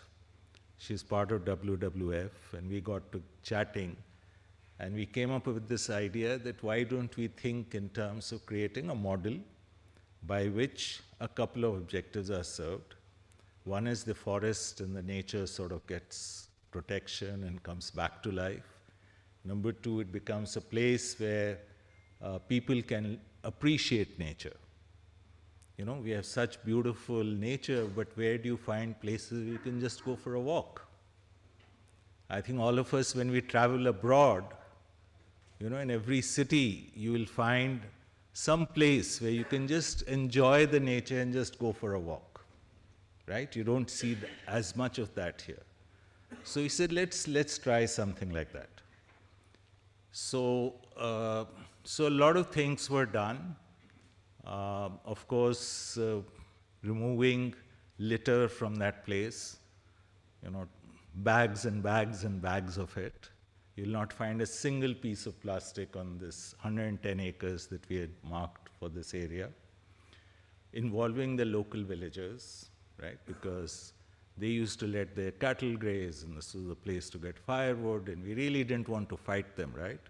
So we got the women involved as sort of guards, right, forest guards. They come in the morning, they sit at the gate, they make sure people don't come in till the rest of the staff come in.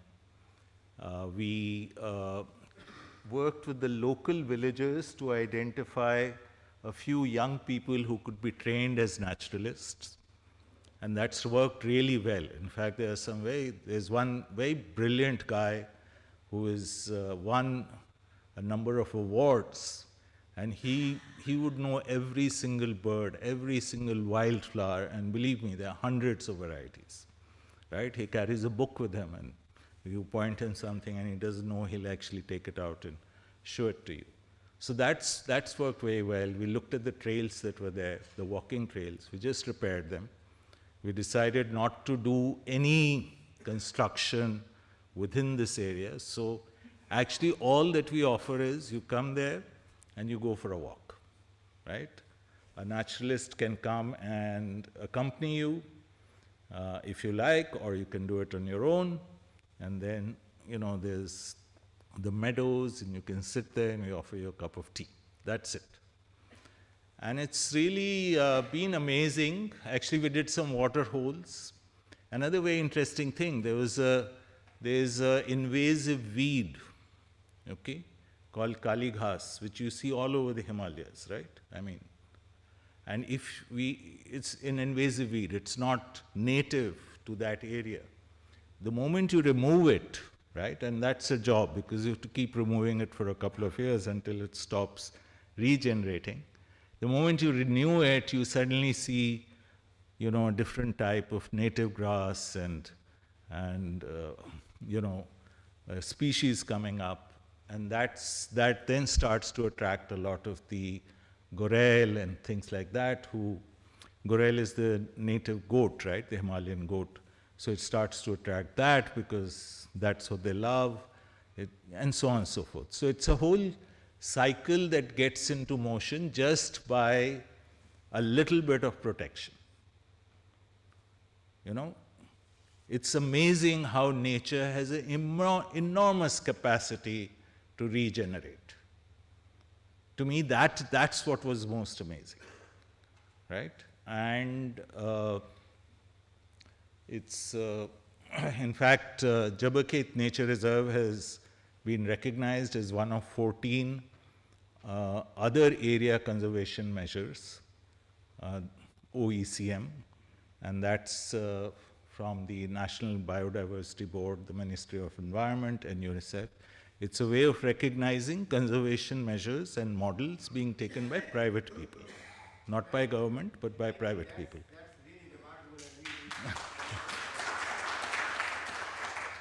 So it's been an amazing journey. I have to give a lot of the credit to my partner, Dr. Sejal Vora. She's the one who has done most of the heavy lifting. As you know, I'm a very lazy guy, so it's not surprising for me to find a good person to work with and who does all the work. But it's what's now becoming interesting. So if you step back for a moment and say, how do you scale this type of effort, right? So a couple of things are clear, that number one, some degree of management of the forest is required. Left on its own, you know, it becomes a place which gets degraded, right, rather than enhanced. But it's not very heavy touch. It's not that you need to spend a huge amount of money, right? You need to involve the local people and you need to protect it, right? And then nature takes over, right? So that's one learning.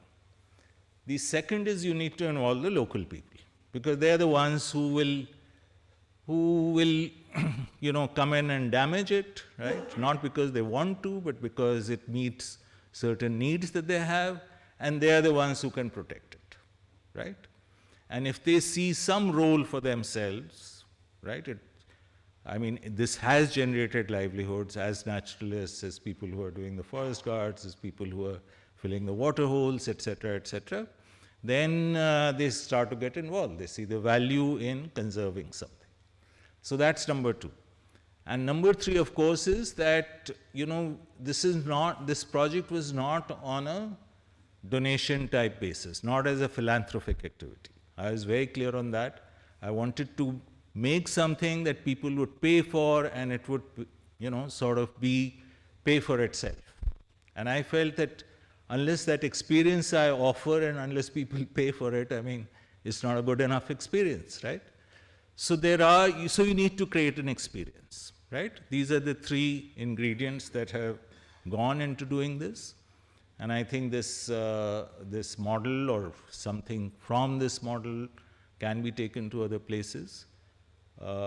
Interestingly enough, people are coming to us and saying, hey, we'll help you measure your carbon sequestration that this forest does.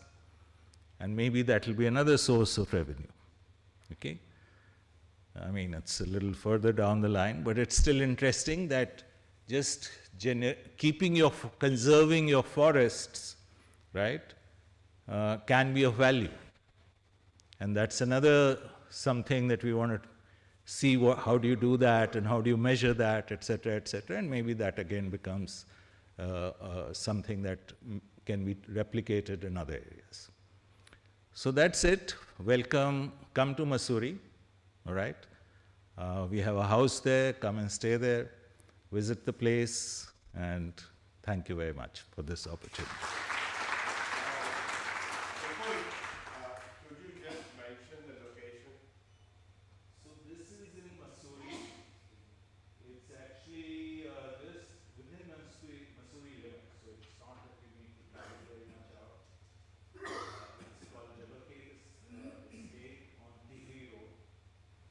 In fact, it's on the, you use the bypass route, so you can actually bypass the city and all its traffic issues. From one end of Mussoorie, the Picture Palace end, let's make it simple, it's about 20 minutes drive. Yeah. Roughly, Mussoorie is got library end and Picture Palace end. From Picture Palace end of Mussoorie, it's about 20 minutes drive. And let me also endorse it. I've been there 3 times. Twice with this book and once on my own with other friends. And it's been quite an experience.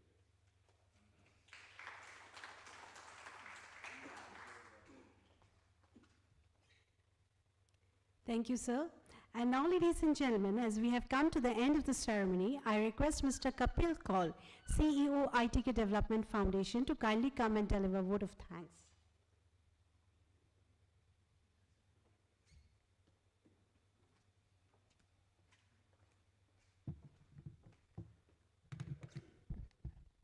Thank you, Shweta. I'm really honored and humbled to be here to propose the vote of thanks for today's event. To begin with, I would like to thank our director, Professor Abhay Karandikar, for his presentation on the institute, the progress that we've made over the years. And I'd also like to thank Professor Ganesh, our deputy director. He's not here in person, but it's his support in terms of getting us all permissions, space, everything organized in the institute so that we can host you well. Our heartfelt thanks to your batch coordinators, Mr. Agarwal and Anilji, for really supporting this whole. They've honestly, our efforts in your reunion have not been that much. The amount of lifting that both of them have done. Anilji's been coming to the institute so often, looking at the minutest of details. So you've taken a lot of load from us. So thank you very much for that. Really appreciate. Gratitude to Professor Kantesh Balani, Dean of Resources and Alumni, who's been leading us in organizing all these reunions, engaging very actively with alumni. Then I'd like to thank the team at IIT KDF and DORA, both who've been working collectively to organize and host all the reunions, events, everything. And most importantly, finally, thanking all of you for your participation, coming back to the campus after a long time and along with your families. So this means a lot to us, and we look forward to staying engaged with you. We'll have some conversations over the next 2 days that you're here. So thank you so much. And another thank you to Vipul for giving us a great introduction of the Jabbercase Nature Reserve. So we'll hopefully all of us will make it there sometime. So thank you. Thanks a lot.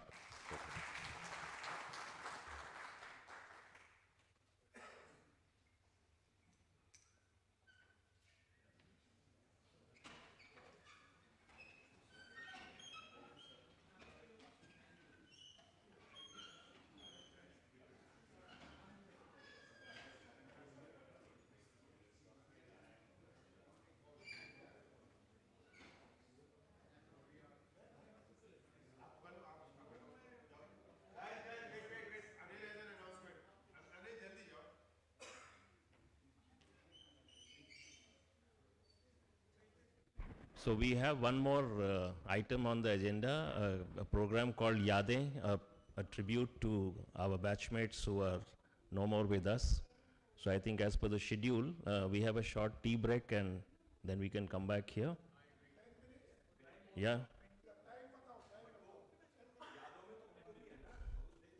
So the time announced is actually 5:30, no?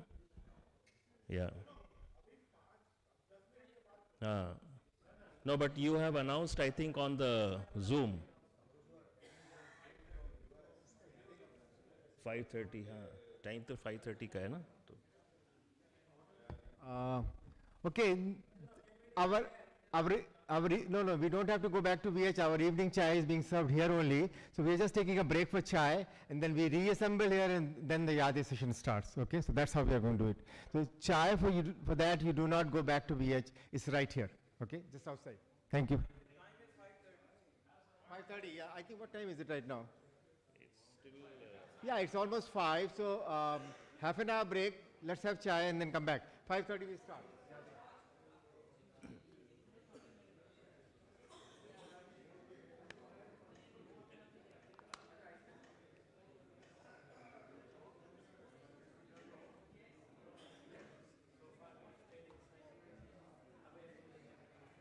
खुला हुआ है क्या?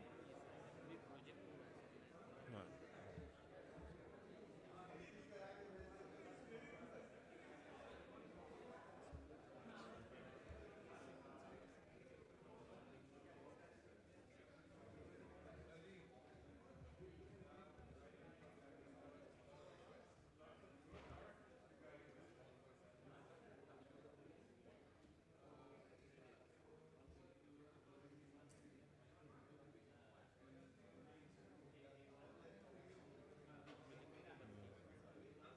ठीक है.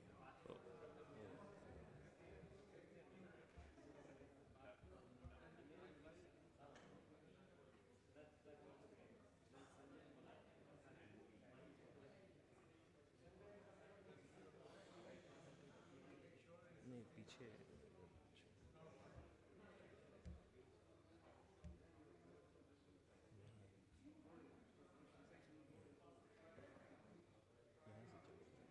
ये पहला slide है.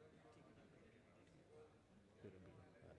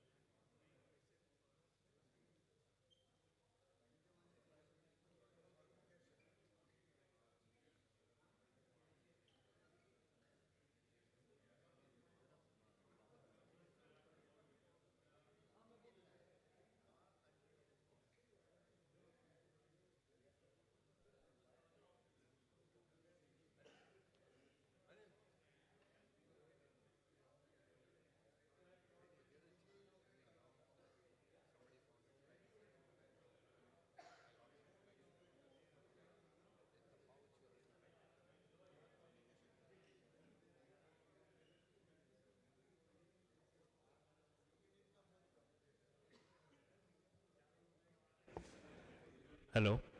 So,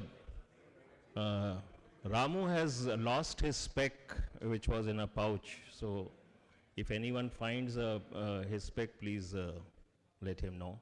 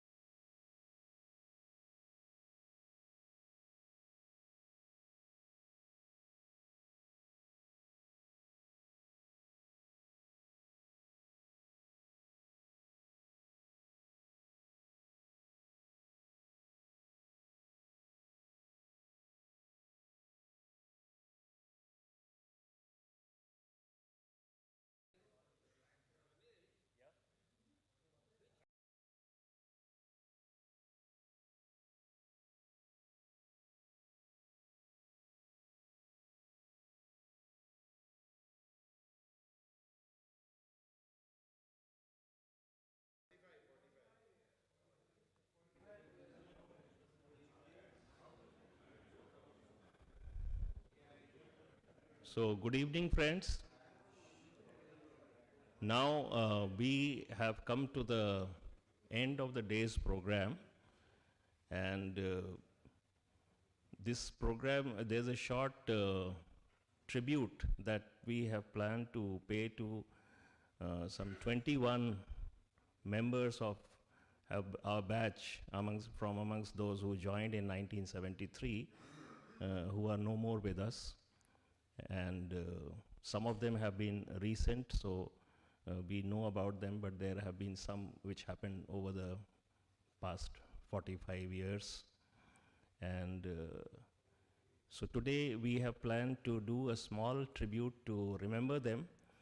And of course, when we talk about death and people passing away, usually it's a somber moment, and it's something that makes us sad. But we want to remember our batchmates in the way that we used to, have experiences with them, which was of fun, which was of celebration. So even here, wherever they are, I'm sure that they are also watching us today. So we won't make it a very sad event, but we'll think of all the beautiful and nice memories that we have of these people. And I must thank all our batchmates who have contributed to giving me the material about their memories and remembrances of details of these members, and especially Tarun Desai, who helped push people to give a lot of material. So,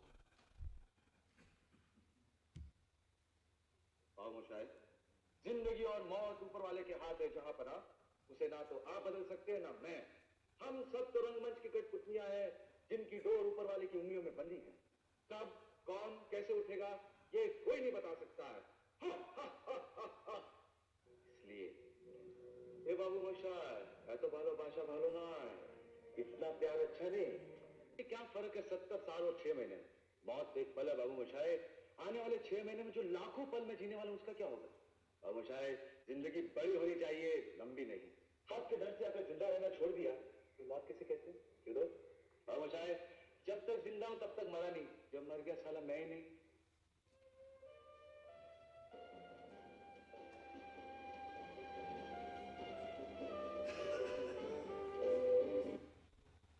So I'm sure that all our batchmates who are not physically with us, So wherever they are, I'm sure that this is the message they are trying to give to us, that don't feel sad, rather remember how well they represented the life well lived and happily enjoyed.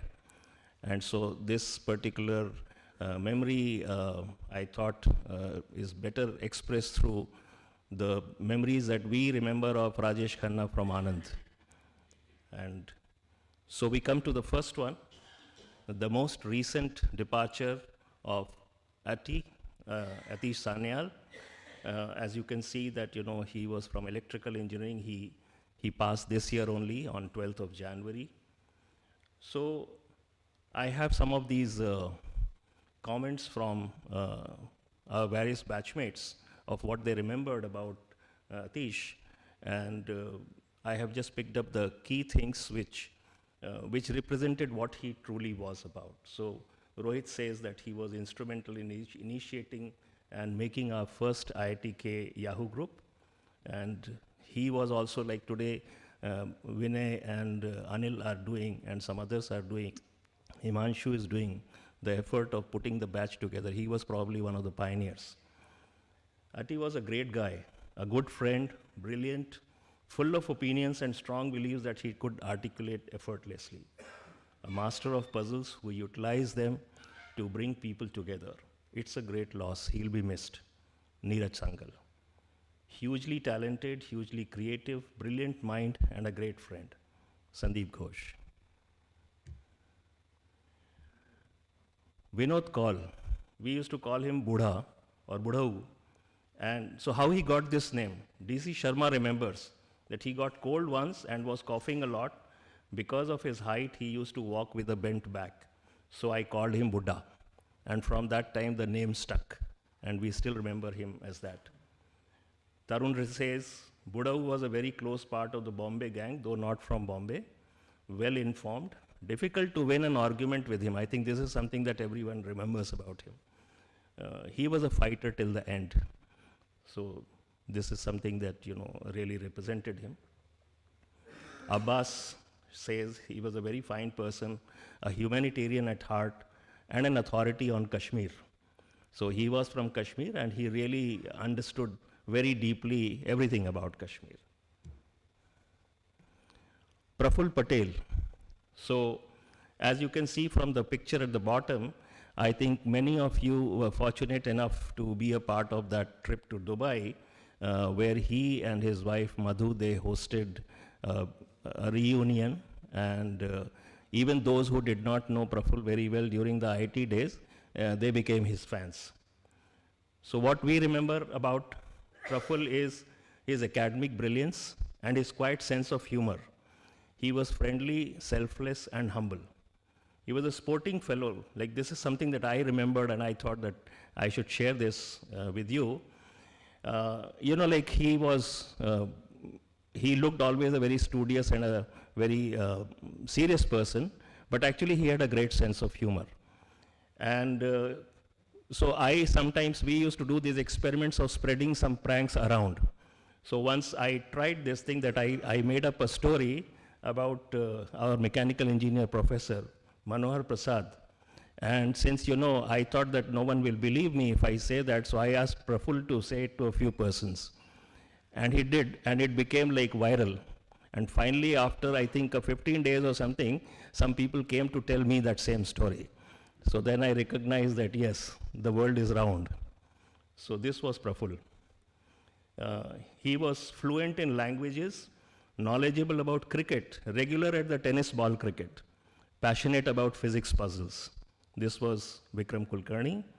And of course, many of you remembered him from the Dubai reunion. Ram Kishore Mangal.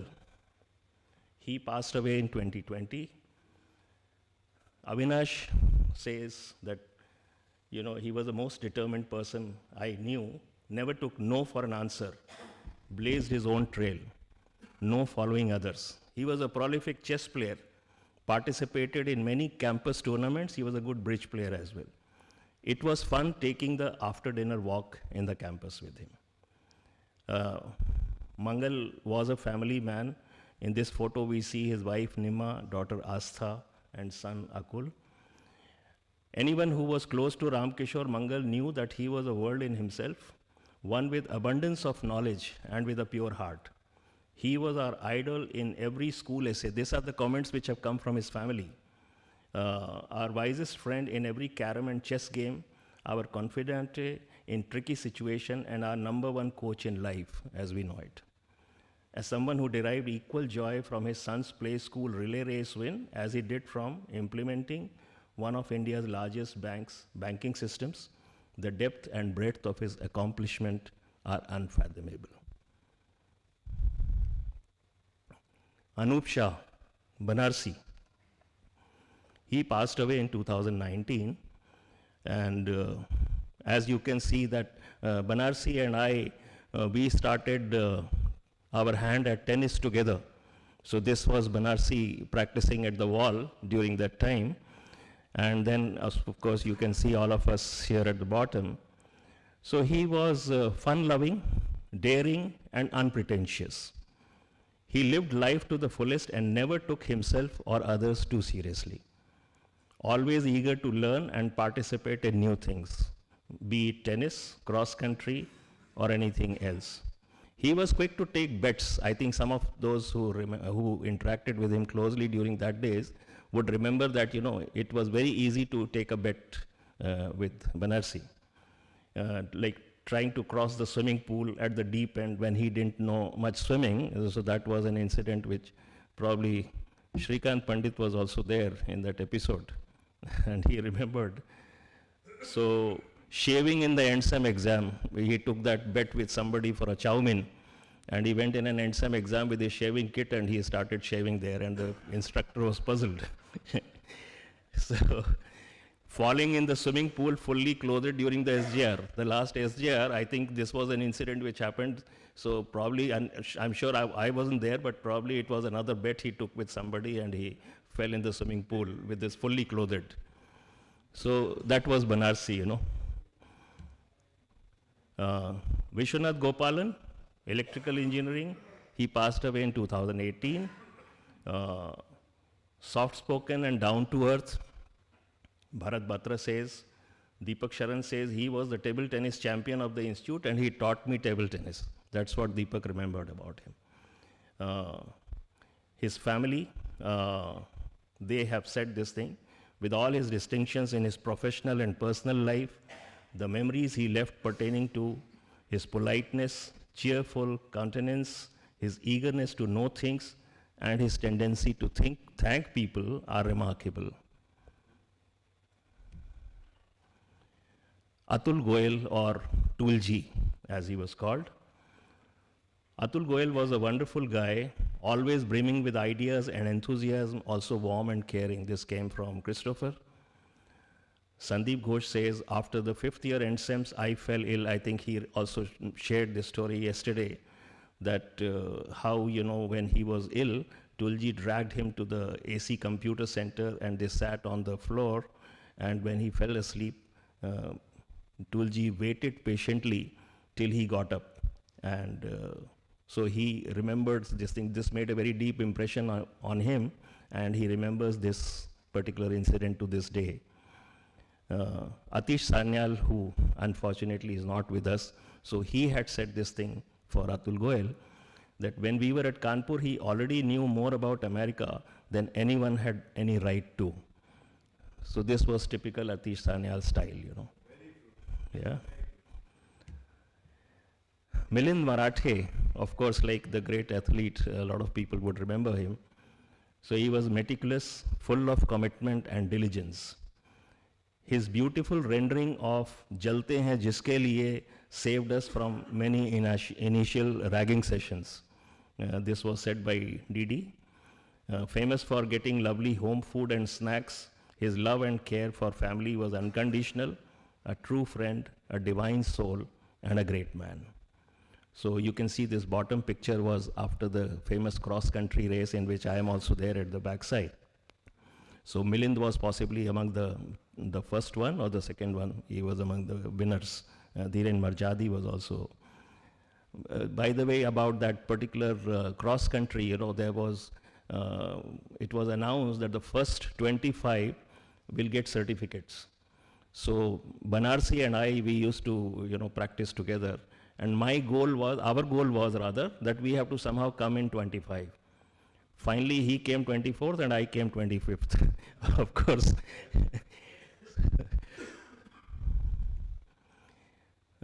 This is Pramod Kashalkar, who we used to call Sexo.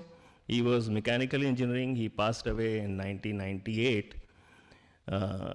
Vikram Kulkarni was his roommate, and he has sent me this memories and snippets about him, that he was a true and proud Mumbaikar, a fun-loving, lively person with a great enthusiasm for all aspects of life. Had a nice sense of humor.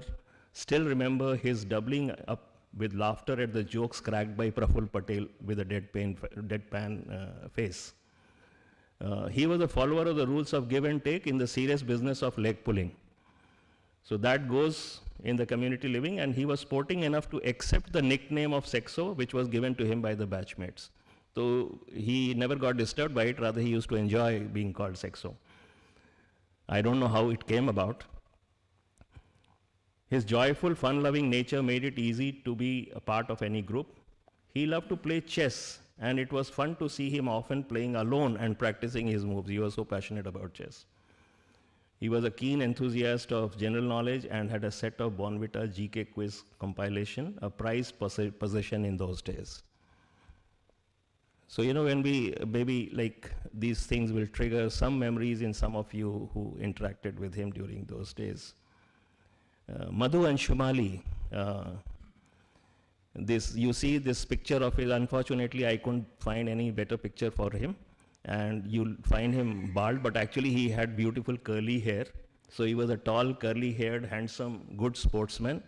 And this particular picture was, I think there was some bet or some fun thing that, Madhu and Shumali and Raju Agrawal and Tarun Desai and all had shaved their head.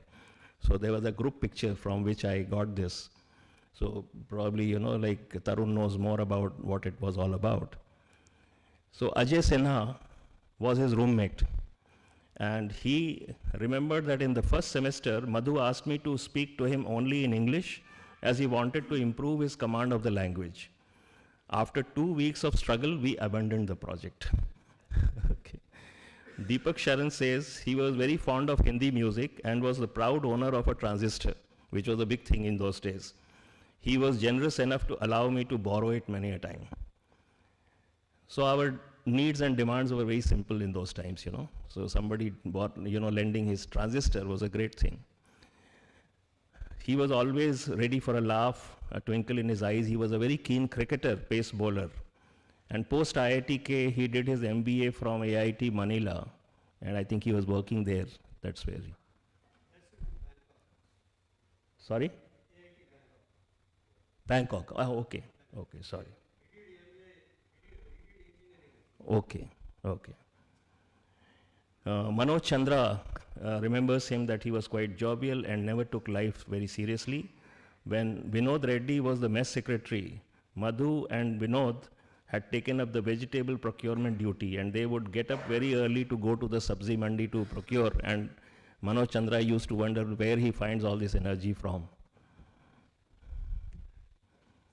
Tarun Sodhi, he left rather early in 1983. Ramchandran remembers these things about him, that he had strong beliefs, even if those ran counter to the convention. Stood up for his convictions, daring, fearless, ready to try anything and everything at least once. Took risks and nudged everyone to experiment. He was an outdoor person, wanted to experience the new world with a happy-go-lucky attitude, friendly with an infectious smile and unforgettable guffaw. Raghuraj Dayal remembers him.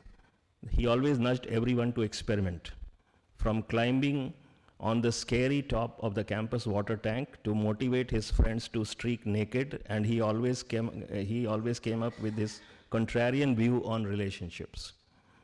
An outdoor person with whom I shared fun moments during our several summer treks, Dehradun to Mussoorie, Kalka, to his Sanawar school, etc. Rakesh Upadhyay, he was known as NEP in aeronautical. Jagdish Prasad has sent these remembrances of him, Jagu. One of the rare few batchmates who knew exactly what he wanted to do before he joined IIT, to become an aeronautical engineer. He had a fascination for planes. When he came to Kanpur, he already had several scrapbooks with details and clippings. He joined HAL after graduation, but did not find it to his liking. So he switched to Air India in Bombay, where he immediately made a mark.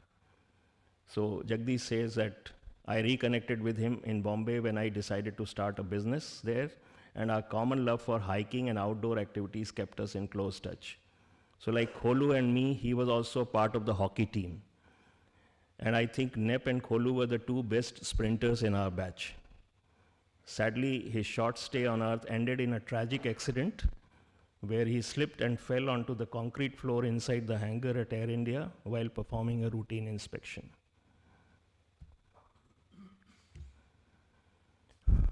Naval Kumar, probably not many of us remembered him, but Rakesh Bansal, Professor Rakesh Bansal was his roommate, and he has, with great amount of difficulty, he has collected this information from his family. So he was a charming, reserved but kind man, unconventional for his time.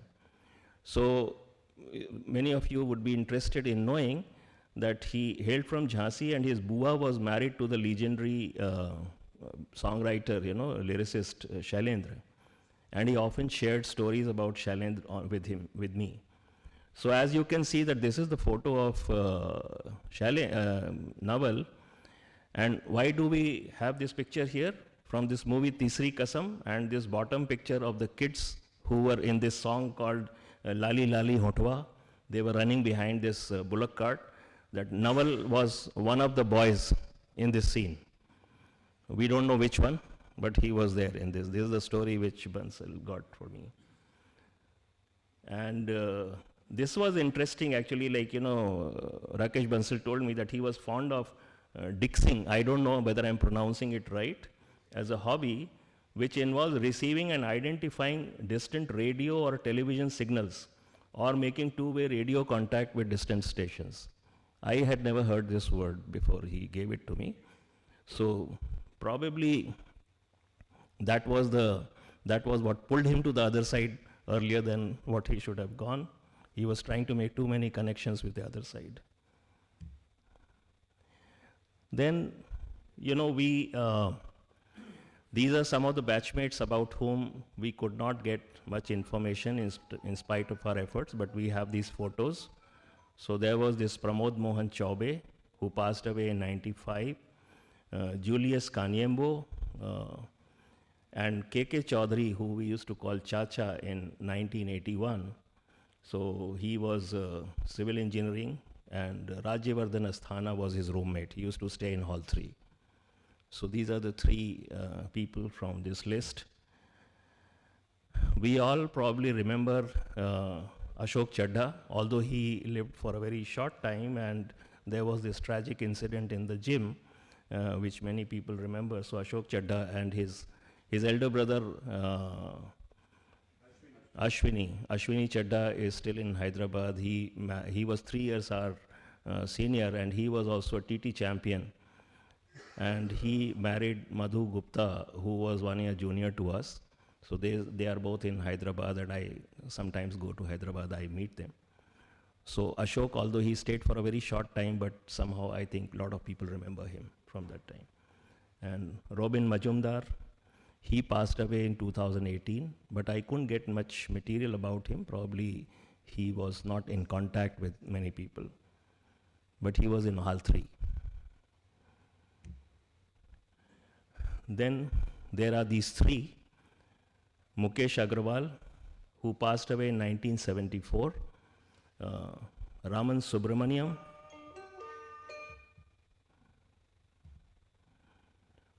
Mohit Prakash, chemical engineering. So these are the three. We just have the names. So we couldn't get any other information, but we thought we'll add the names so that we remember them as well.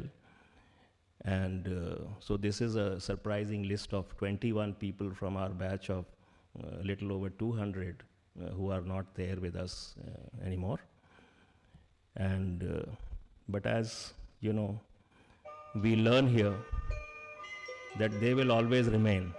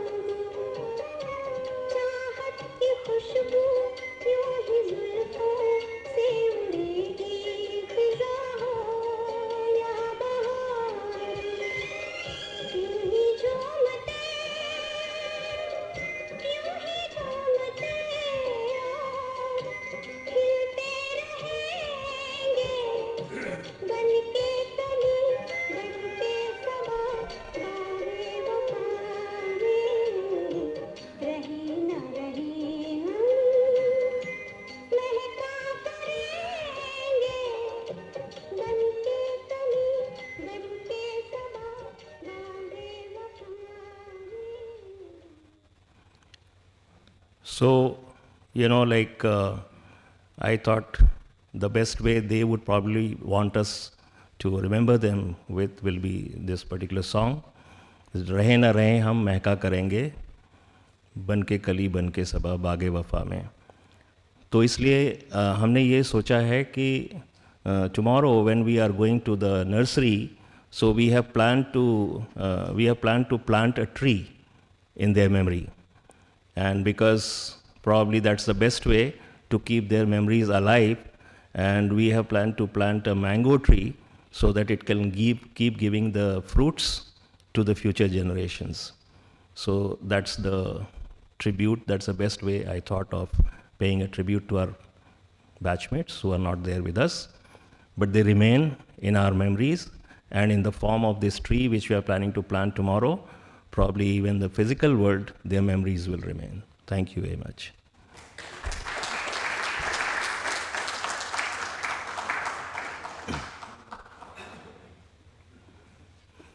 So, if any of you has some interesting memory or some remembrance which you would want to share about any of them, we still have a little time. Yeah, you can come.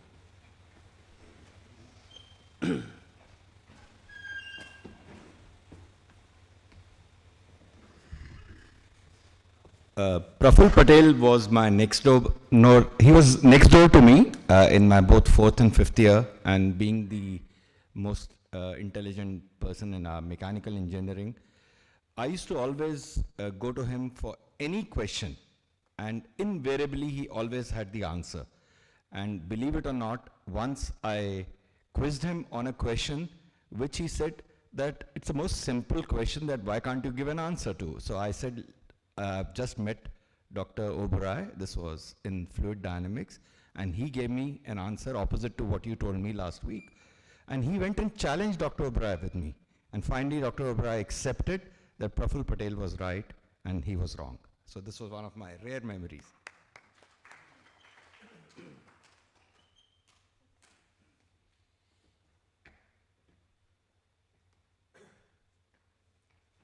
Well, folks, I want to talk, since we are talking about Praful Patel, I just want to add to that.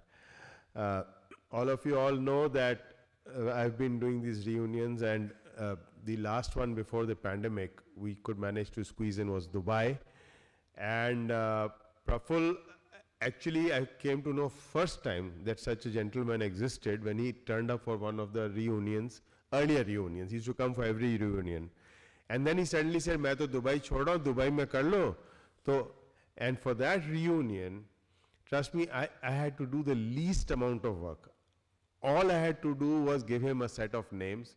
Everything from travel agent to this, to that, to hotel, to itinerary, he kept sending me, but he did absolutely everything. And when we were there, the way he and Madhu took care, I mean, जैसे घर के बाराती आते हैं ना, that type of thing. All the guys who were there would remember this. And it was such a great time we had. So that's a very, very fond remembrance.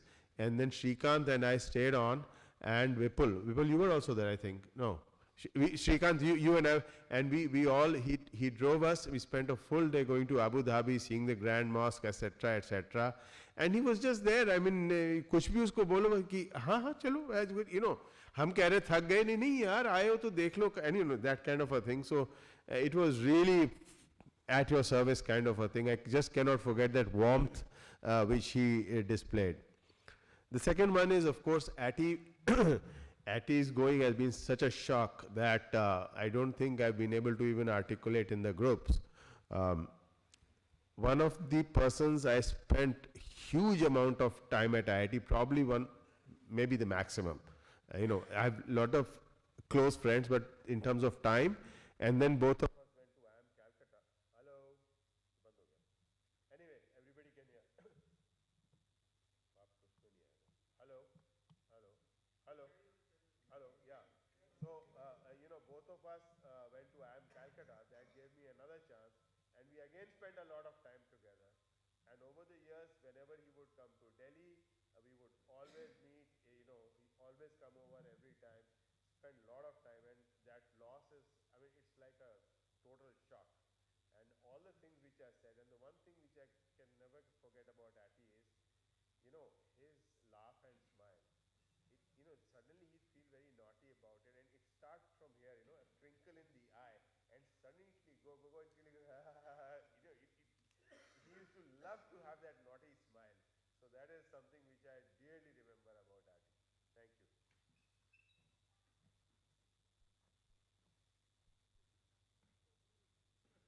So I don't need to stand there, the mic is not working.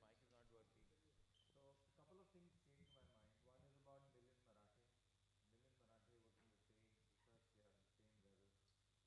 And one story I already shared with you guys, that when we were having that drinking session, and in hall 2, and he would, you know, he would say, "Aman, कमरे तो छोटे हुआ करते थे, तो उसको ये था कि अगर मैंने इस लाइन पे मैं सीधा चल लिया, so I'm not drunk."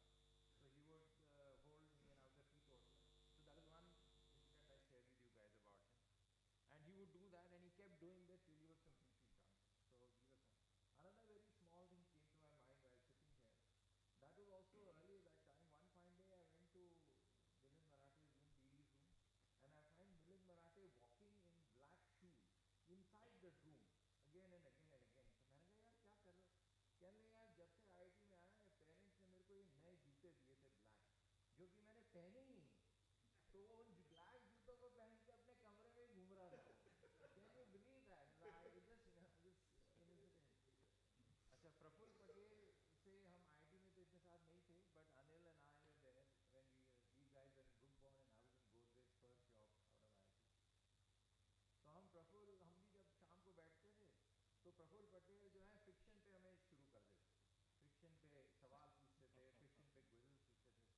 तो हमने उसको बोला था कि तुम्हारे जब बच्चे होंगे ना, तो सबसे पहले तुम उनको फिक्शन के बारे में सिखाओगे. These are small things just come to my mind when you remember fondly of back then. And Ati, of course, I shared on the mail that he had written a song. He had written a song, The Carpenters. So इसकी जरूरत नहीं है. For the YouTube feed. Oh, okay. So that I shared on the mail, which those of you found out. So in that tour of ours, he had, there was that song On Top of the World by the Carpenters. So he had, I couldn't sing it. I loved the song, I couldn't sing it because I didn't understand. So I asked Hattie to write it for me. He wrote it for me, and that piece of paper is still with me. It was still with me, and I always thought that one day I will meet Hattie and tell him that, look, guy, I still have that handwritten note of yours. And that sort of brings memories. I just got some information about Raman Subramaniam. His roommate was Srikant Garde. So I connected with Srikant, and Srikant sent me a small message. He said Raman actually suffered from leukemia. He was diagnosed wrongly here as TB or something. But then he moved to IIT Delhi to continue his studies there. But I think within the 4th year, leukemia took him away. So that was Raman Subramaniam.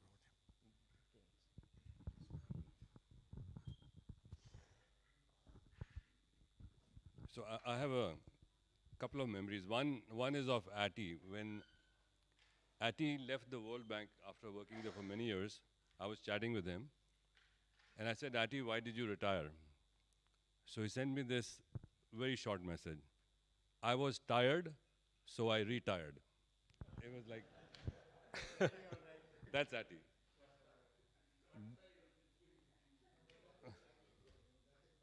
That's how he was. And you know, we've chatted on and off more after that, but this is one thing with just, you know, sometimes things just stick in your mind, and this was the one thing. And then a lot of us here were friends with Tarun Sondhi. I mean, I was very close to him. He went to the States to do an MBA just like me, and we would be on the phone talking about stuff. And the one thing I remember about him from IIT in 5th year, when we were applying for jobs and filling out forms for all, you know, IIMs and everything, this guy, he was such a principled guy. His father was like the secretary of heavy industries, Mantosh Sondhi. So when he would fill out the forms, I remember sitting in his room, we were filling out forms together. They would say, occupation of father. He would say, engineer. He never, and I asked him, I said, Tarun, why don't you, like you're applying to levers or this thing and all, just put down the name. He would never, ever want to use his father's position. And you know, that was one of the things that, and I'm sure you guys would probably remember that, it was a very, very principled guy, would never take advantage of that position. And you know, I was very close to Tarun Sondhi. I went to Delhi, stayed with him. You know, when I used to go to Sundarnagar on the way, I would stay at his house 2-3 times. I've stayed. But one incident which I remember, which is not about Tarun, but still, you know, he had a great house. 12 Tughlaq Lane was his residence. And one day his mother said, this evening we are going to some event, and it is called Execution of a Mural by Satish Gujral. I had never heard the name mural. I didn't know what a mural was. I was wondering, is it going to be something they're going to execute? Some person? What do you mean execution of a mural? Are they going to kill somebody? Is it a play? Is it a drama? I just couldn't figure out. But finally we went there, and you know, it was a Delhi's who's who were there at Satish Gujral's place. He was quite famous by that time. And then I realized what a mural was. And I realized you just take some things, garbage, some cans here, some metal tubes here, something there, and you call it a piece of art. But anyway, it was a great experience, and I remember. Huh? So, but Tarun was a great guy, so full of life. When I was in USA, we used to chat so often, but you know, it was really sad that how his end came. Really sad. Yeah. We were all very, very close to Tarun. And Tarun was a guy who used to really bring all of us together. And irrespective of which year one is in, he had friends who were senior, who were junior, and he maintained relationships. So he was always full of life, always smiling, had a very hearty laugh. And in fact, I must be the one who met him just before he passed away. He visited my house about 15 days before he was no more, along with his fiancée. And when he asked me how I found her, and I told her she seems to be a very good girl, and he said, "Acha, it's a good catch." So that was Tarun. But a very, very nice soul, and deeply missed by all of us. I'll talk briefly about Madhu Anshumali. Most of you don't remember him, so I thought I'll just bring in this incident. Rest of it you have seen. So this was, just before the Culfest. Tulti was the culture secretary, and he had forced me to be part of the cultural council, so I was taking on some position. So Madhu आया मेरे पास, festival कल शुरू हो रहा है, boss intro करा दे. तो तो मैंने बोला तू मुझे 2 चुंग देगा क्या? चुंग was our chowmein at if you remember at Chungfa. तो मैंने कहा, तो उसने कहा ठीक है. So next day, fortuitously, I was able to organize some introduction by, I don't remember which team it was.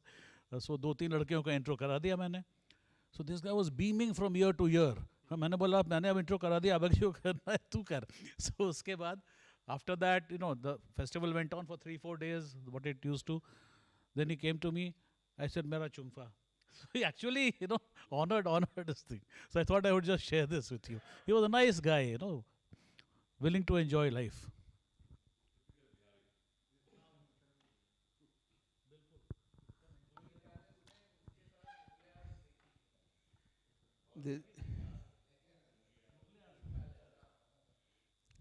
This Yade makes me realize how many close friends we have lost. अपना Bombay gang में से ही we have lost Banarsi and Buddha. And we lost Milind, who was not Bombay gang, but Milind and Raval were all the time playing Paplu in our wing. Correct, Raval?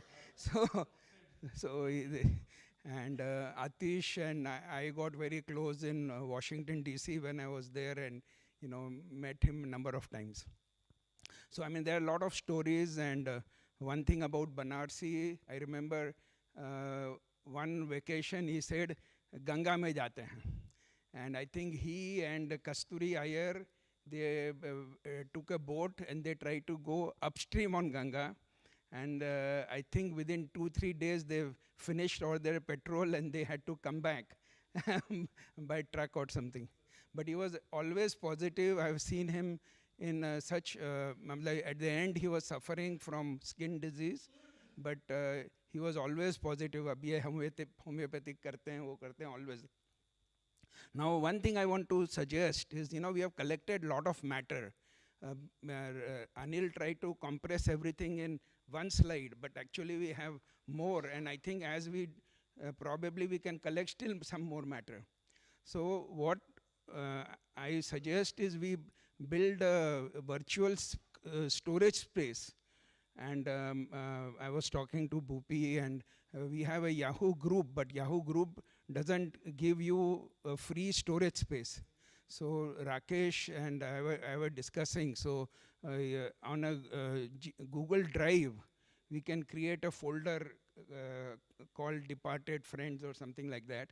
And there we can make 21 folders, and whatever we have collected, we can store on that. And then whoever wants to add more to that, we can do that. And that would be a real permanent place, as long as, digital hai, so we have to make sure that the access is not hindered. Like right now, Ati ke jaane ke baad, Bhupi has taken over that group. But thoda beech mein waisa blank sa ho gaya tha.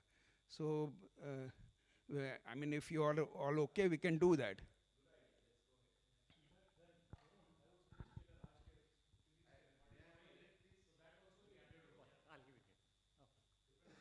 Okay. So. No, you see.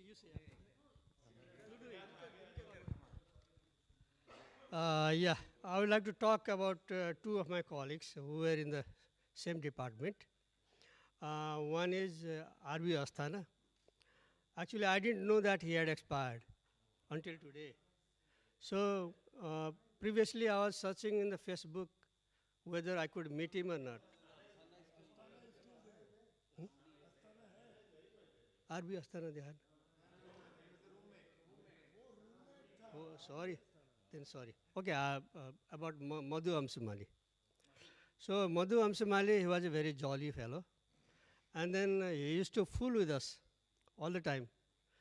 If when we say something, he used to say exactly opposite. If we talk east, he used to talk about west. So that was he was a very jolly guy. And then he had gone to actually IIT Bangkok, that is Bangkok, and he had done engineering in geotechnical engineering. So those things I know it. So that's. Anyway. So yeah. So Tarun talked about maintaining the website and getting information. So IIT does have a website, and we need to, if we want to maintain that, we need to get the information off. I don't know if Meena is going to maintain that website or not. Ravi Krishnan. He's the right man, right?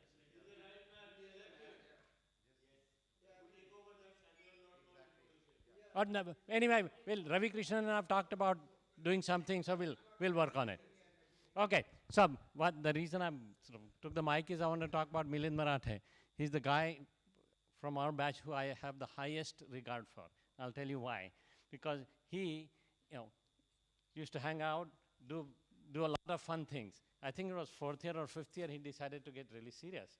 And he said, I want to go to US and get a scholarship.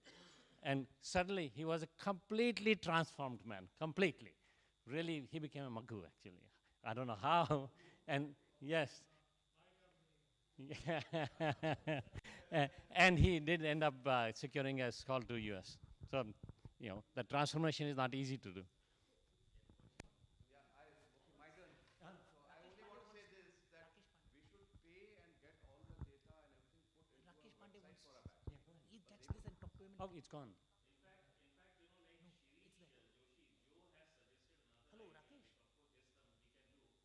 No, you go ahead. You put him on. I don't know. Tell him. All right. So Rakesh Pandey here wants to say something. Rakesh. Speaker on. Turn the speaker on. Can't he come on the screen or something? No. 1 minute. Give him a chance. How the hell does speaker on? Yeah. All right, Rakesh. I'm here. Yeah. The microphone is right next to the phone. Do you have something to say? All right. Hey guys. Bolo, Rakesh, bolo. Someone saying upar, someone saying niche. Rakesh. All right, Rakesh, you say and I'll repeat.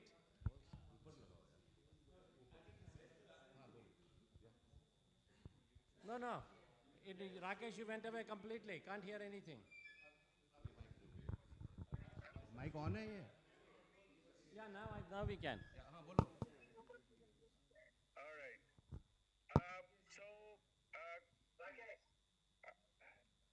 Hello? Yeah. Okay. So I just wanted to say that you all put it together very, very well.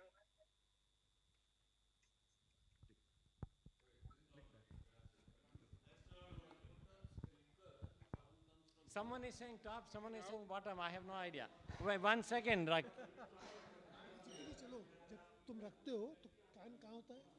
This is a speaker, na? This is different. It doesn't matter. All right, you know what? I'll repeat. Rakesh, say one sentence at a time. Rakesh? Hello?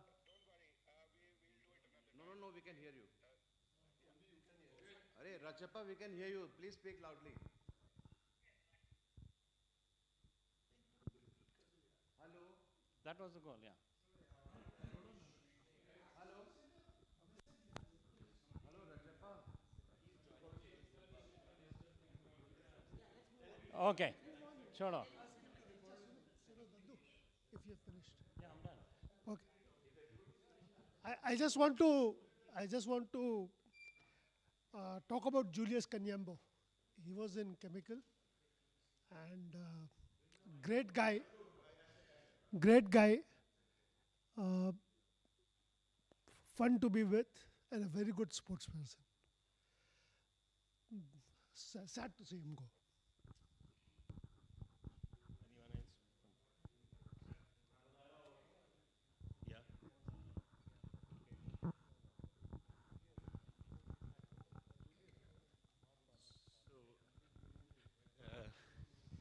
Talking about Julius just reminded me. He struck a deal with me. I had a coat, an Air Force coat, which he liked. And he said he's going to pay me, but he never did. And he still kept it. And I kept asking him to give it back to me. He never did. So that's about it. But then we had a big fight over it. Nevertheless, his memories are there. Thank you. Julius Kanyembo. Yeah. So, if anyone else wants to share anything, or yeah. So before we depart, Ajay has something to share about tonight's program. Okay, friends, we are going to meet sharp at 9:30. I'll be there at 9:15. The Zoom call for this subject, which has been given to me by Anil Gupta, it's a small, small world, class of 1978. You've already seen some of my messages. So for reinventing for fulfillment, we'll start with Paritosh Sehgal, who will talk about what he's doing, empowering village children, followed by Arvind Kumar Chund, calling from California. He'll talk about what he has done recently in the habitat restoration. We'll have Madan Gopal share his retirement to renewal journey. Rakesh Singhai, how he has reinvented in the professional life after his retirement, which he talked a little bit, but he'll share why he went into it. Christopher Flores, who will talk about developing artistic self, and if time permits, I'll talk about my social impact work. In the second topic, which is lifestyle changes for longevity, we'll have Sanjay Mittal to reinforce what he has gained from yesterday's lecture we heard. Vinod Reddy will join on the Zoom call to share something very exciting he has done in his life. Bhaskar Bhattacharya is here. He'll talk about his experiences of how he has changed his lifestyle for improving his health. Gunjan Bagla wants to talk about something. So we'll have 4 people for the second slot. Each person is allowed 3 minutes to talk, and then there'll be Q&A, and all of you are welcome to answer. The third topic is very exciting. Only one volunteer has come so far. It's evolution from the role of busy father to a retired grandfather. So Suran Narayanan is the one who has had the best experience, to my knowledge, spending 9 months in US, bringing up his granddaughter. Then, if time permits, we'll talk about dealing with family members' chronic disease recovery, where somebody just talked about it, and I have had 9 months of very difficult time in the last year itself with my son. We'll also talk about going forward, how can we improve inclusivity in our batch. All participants are coming on Zoom. Shirish Joshi just had an experience in the IIM Calcutta batch. He sent me a video clip of 1.5 minutes, and he wants to talk about how we can take it forward. Rakesh Pandey is keen to talk about other aspects of inclusivity, and if Ravi Krishnan wants to join him, I've invited him. We'll also have 2 of our batchmates, and I didn't know one of them at all. Dr. Dattaram Bhaskar is joining. He's 71 years old, double PhD degrees, still. Dattaram, sorry, Dattaram. He's going to join, and Tufani Ram will join. So we have a total of 15 people coming. All of you who have not yet confirmed with me are welcome to participate, but time limits are there. So for 90 minutes, we have 15 people talking 3 minutes each, and maybe 1 minute of Q&A. So that's what it is. Look forward to seeing you. It's in the same hall where we met for yesterday's introduction, which Vinay did, and Dr. Lal. It's after dinner. We can start. Please join no later than 9:25. We'll start at sharp 9:30. Yeah, I'm going to go and check myself. You're welcome to come and help me if you like, sir. Christopher is managing. Okay, you want to add something, Christopher? So I want to tell you, I'll handle the people who are on the Zoom. Christopher will manage all of you. Make sure that we are on the time management.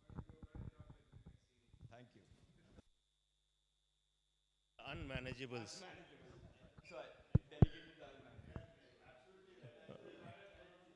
Okay, thank you very much.